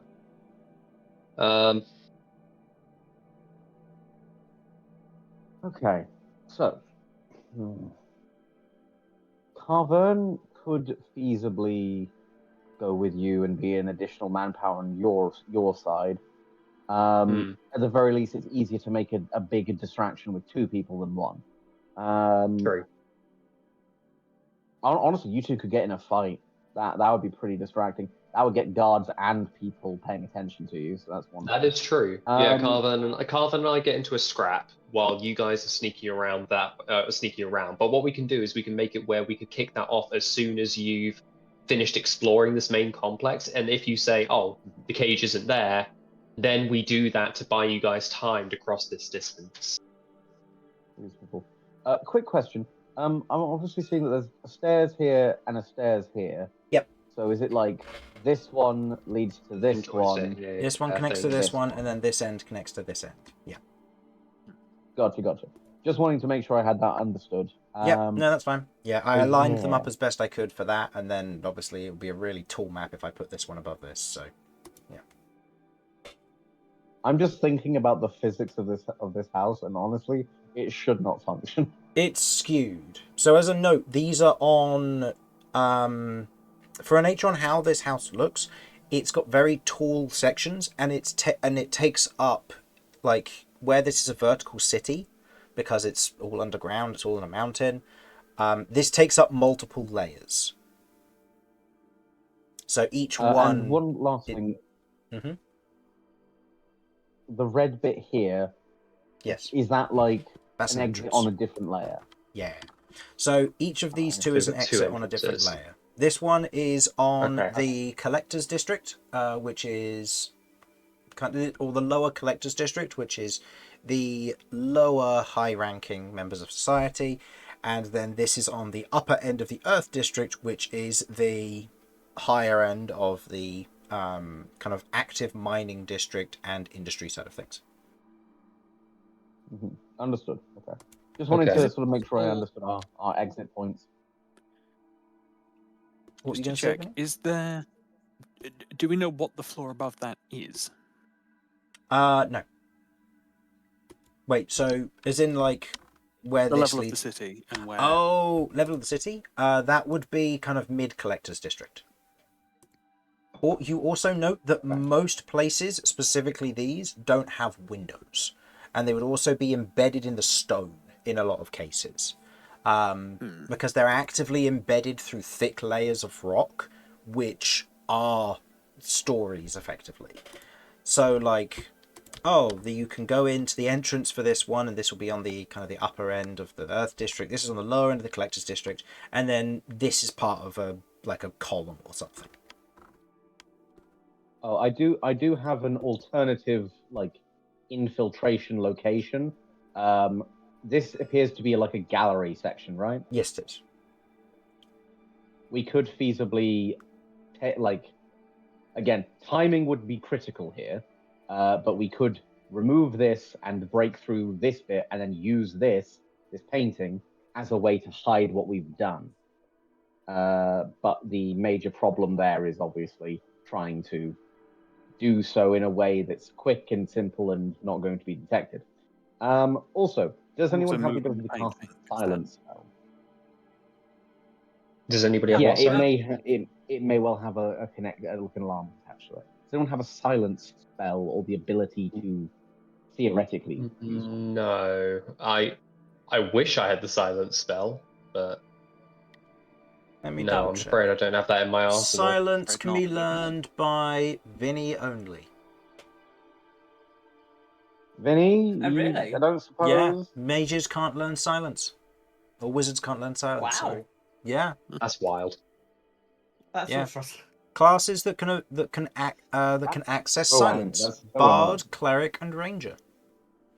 Subclasses that can access it are land, desert druids, divine soul sorcerers, fathomless warlocks, undying warlocks, and shadow monks. That's mad, but fair. Might be able to buy a scroll with silence. Yeah, you can buy a scroll of That's silence. what I'm thinking. Scroll of silence. Scroll of silence would theoretically be very good. Let me double Because check. what I can do with that is, in order to get through the stone layer, I'm thinking a chisel and hammer is the most efficient way to do so. Because theoretically, if I'm just doing a square area, that's reasonably only like, I don't know, maybe like 14 good strong impacts max. Scroll of silence would be about 250 gold, by the way. It's a lot cheaper than steal Passport. more things. Yes, in this the is cave, true. by the way. Well, if you find the blueprint in there, we've already been hired to steal that. That is true. I'm just saying, if there's anything else we can get money for, I'm not going to say no. Well, don't get too greedy, we'll get caught.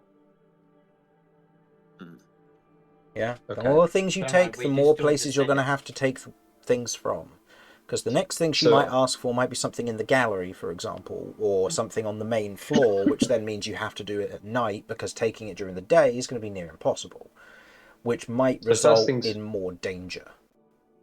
So first things first, we'll at the beginning of the heist, before we all split up, we'll need Ellie to cast telepathic bond, so we can all stay in touch with each other and kind of communicate in real time. And then Kirv, Ellie, and Kirv and Ellie are going to go off to meet Gemstack at an undisclosed location. Telepathic bond is divination. It won't connect to those in the location versus outside of the location. Which means if you can't connect to Ellie, you can't connect to anyone. Within. So it means that Ellie, right. in order for it to work, Ellie would have to be in the complex, which means you're not going to be able to have Mortar and Vinny and Romulus all working in synchronicity with one another unless Ellie is present. But if Ellie's the one dealing with Ian Gemstack and taking him away from the establishment, then you're not going to have Rory's telepathic bond. That's the caveat that you're going to have to work with. Fascinating. Someone better be writing all this down as what your plan is, because I haven't written any of this down, so we're getting close to ending time. So I hope that one of you. Don't worry, I know that Mortar and Ellie are the note takers. I do See things me by get these clothes vibes. Okay, I'll give you the notes that I've got. Speak to Ian Gemstack. Good luck, party. Accurate. That's what I've got to worry about. Okay. I mean, the alternative is trying to meet Gemstack, like infiltrate that way, like have a limited number of us show up with you, Either that, and either then that, do or it we, here. either that, or we potentially bypass the whole heist thing altogether and just ask him if he wants to, if he has this in his possession. If he does, what's it worth to him? And if he says, "Oh, I'm not going to trade Yeah, it," but if we then so say we're going to that, have then to it steal it. disappears afterwards. Yeah. Yeah. Well- the thing is, I've got to be real careful because the Dwarven Kingdoms are very close allies to my family, and we've already pissed one people off. I don't want to piss off another that are actually allies. So Carvern at this point, I think, seeing all of you kind of going around in circles having this discussion while Mortar is slowly healing in his bed. She's just been sat in the corner watching this all go down as you're all having this discussion. It's midday, she's having her lunch. You're all just yammering on about the possible plans for this, and she just goes, "So are we attacking at day or night? Because if we're attacking at night, then none of this is going to matter. If we're attacking during the day, then we know where Ian Gemstack's going to be, so why do we need to worry about the alarm spell?" Yeah, why not just siege it? We've got the manpower. And if we only have to deal with 2 guards, I'm sure we can deal with 2 guards and then smash and grab. It's not as elegant as what we'd usually do, but it sounds very convoluted about this whole digging through a wall to not get detected and causing a distraction so that we don't get detected. Like, I get that that's something that we can do. Not getting detected is probably best. But if we're here to save the world, why do we care? I'll be honest, mostly because last time we didn't do the stealthy option, it went so badly. And digging through a wall is stealthy? How are we going to put the wall If we back do it together right. afterwards? Have you learnt how to put walls back together with masonry and mortar? Not you, Mortar. We're not going to put you in the walls, or we could, but we're not going to. So to It's be all good. clear, the Should do that stone, himself. the stone part, we don't really need to put back Stuart, look together. at Kirv. We just need the wood part to go back together. And I am very capable of putting wood back together. Okay, and how long is this going to take? Because the last time I checked, building takes time, and you want us to cause a distraction It's for not how building, many it's really hours? it's putting it in with an adhesive in there, and then like just rub a walnut over the edges of it, and it'll buff right out, and you'll barely be able to tell. So you're wanting to bring in external wood, which we're going to have to buy in a dwarven city where wood is expensive. No, literal walnuts, but nuts. I It's vote really that good we for siege the actually, like. place. And Okay, fine.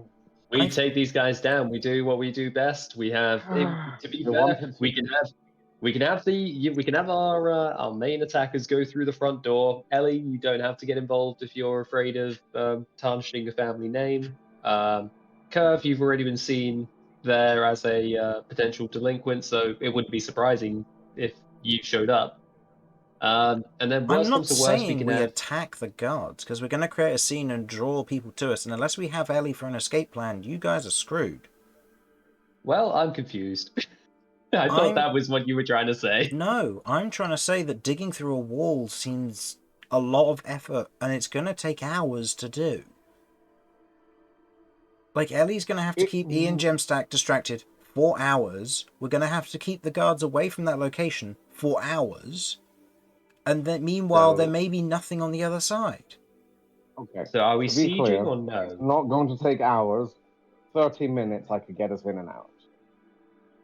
Obviously, the 30 minutes is like 15 minutes in, 15 minutes to, well, more like 5 minutes to clean up. About 20 minutes to get in, 10 minutes to clean And on the way out. You're going to need, what was it, a spell scroll of silence? And how long does that last? So how many of those are we going to need? And what if I only somebody need comes like into one the... of those. Okay.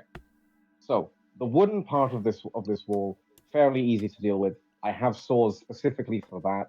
I can get through, I would say, comfortably enough for us, points at myself and Vinny, in about 10 minutes in terms of that, because it's 4 cuts. 4 straight cuts, that's it. There'll be some sound of soaring, but as long as we've got distraction, that's not the end of the world. That's not going to be super loud. Can I understand The how you're planning to loud cut part- through the wood? It's wood saws. It should be possible to saw through the wood.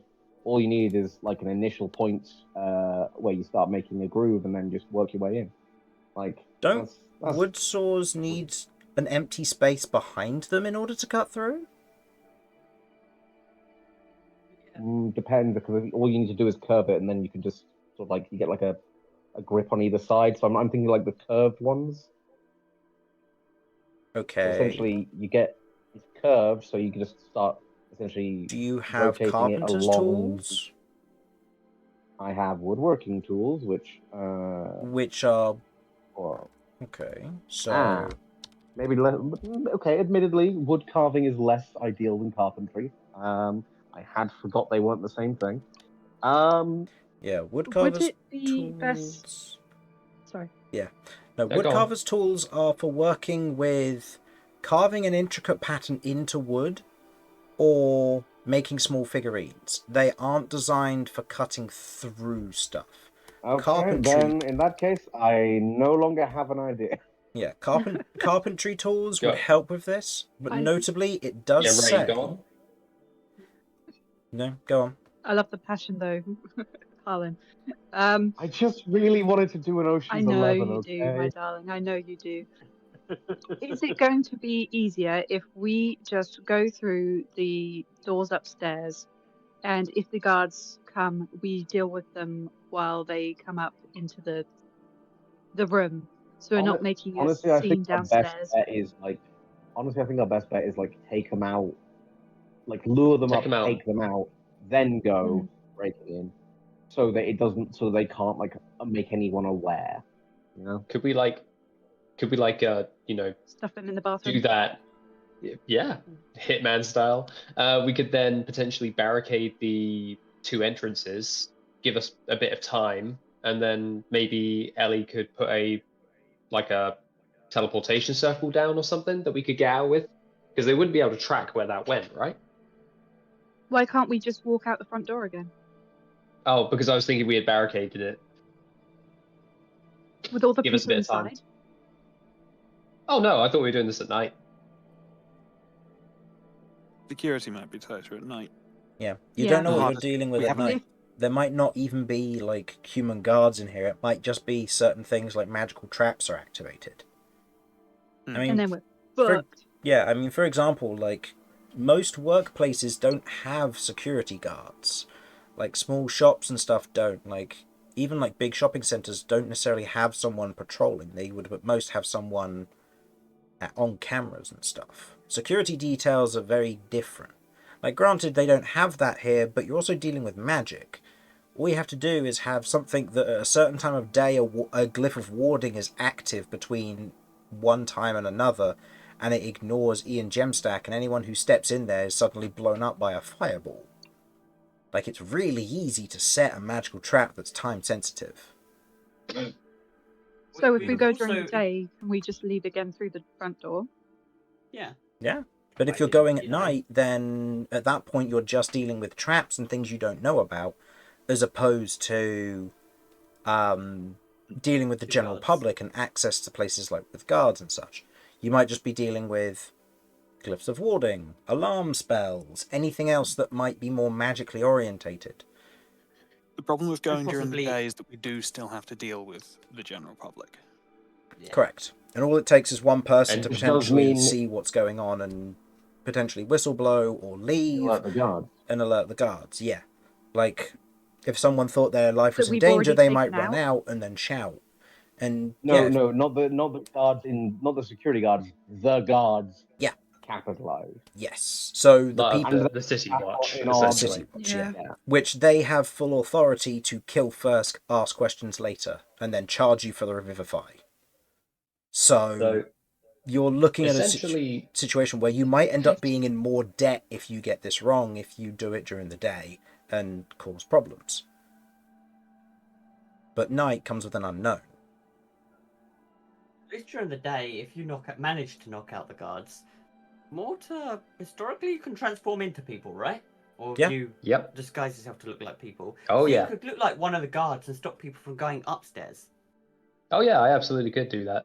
Yeah, exactly. Which means the entire upstairs then was non-guests. Though it might help. It might help if I have my partner in crime to help me, because I believe that that she can also take on different shapes as well, and Mm-hmm. might Once a help with the day. performance if there's two of us. Yeah, once a day, I Curve. believe. Well, you can have Kirv with Yeah. you. Maybe we mean, can stand Ian at knows- the front.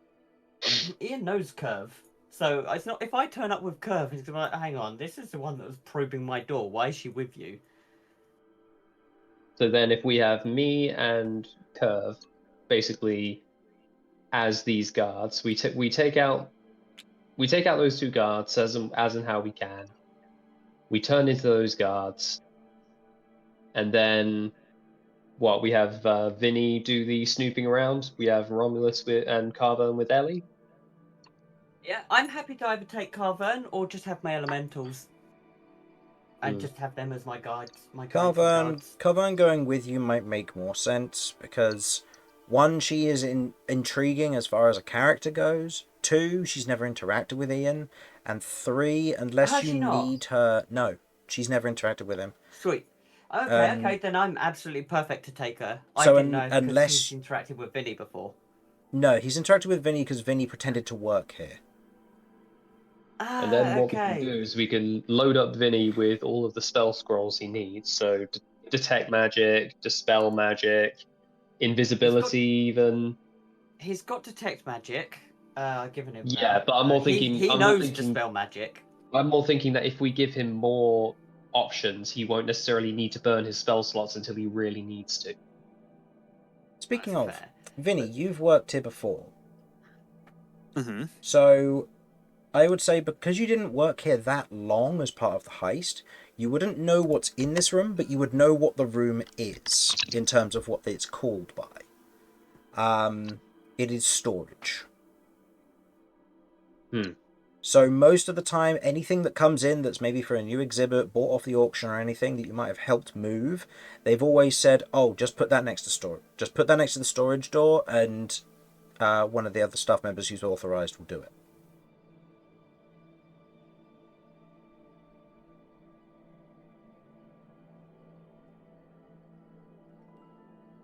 So it also could be worth exploring that room. Yeah. But if you Would it knock be out... okay if we tried hitting this again next week? Yeah. I My agree. brain's starting to turn to putty. Yeah, no, that's perfectly I'm literally fine. hitting a wall right now. Yeah, no, that's fine. So, for the stream, thank you for watching. Thank you. Hopefully you enjoyed. Will we be here next week on the 17th? I Yeah. believe so. I think I might be a bit late, Fingers but I think I'll crossed. be there. Because I believe the Wait, no, I won't 24th be. is the one that you two have off because it's con, isn't it? Yeah, I'll be at con. And are you going to Let me this just double check. one as well, Harlan, on the 24th? I will. Yeah, I will be. Yeah, I will be gone. Okay, so the I'm not 24th we going to definitely like have con as a off. whole, but I am visiting folks at the con, so it's like, yeah, That's fine. I'll be I will not working. be in a fit position. So 17th we'll have a session. Did you say you were going to be late, Dan, or...? Yes, I will be late. Okay. Well, the party will have a little bit more of the day to potentially figure out what the plan will be. Your leg and arm will be regrowing, and they'll be able to act on it tomorrow, but it'll take a little bit. You good for that, Simon, on next week? Yeah, I should be here. Okay. In which case, thank you for watching. Hope you enjoyed, and we will see you next week. Bye-bye. Bye. Bye.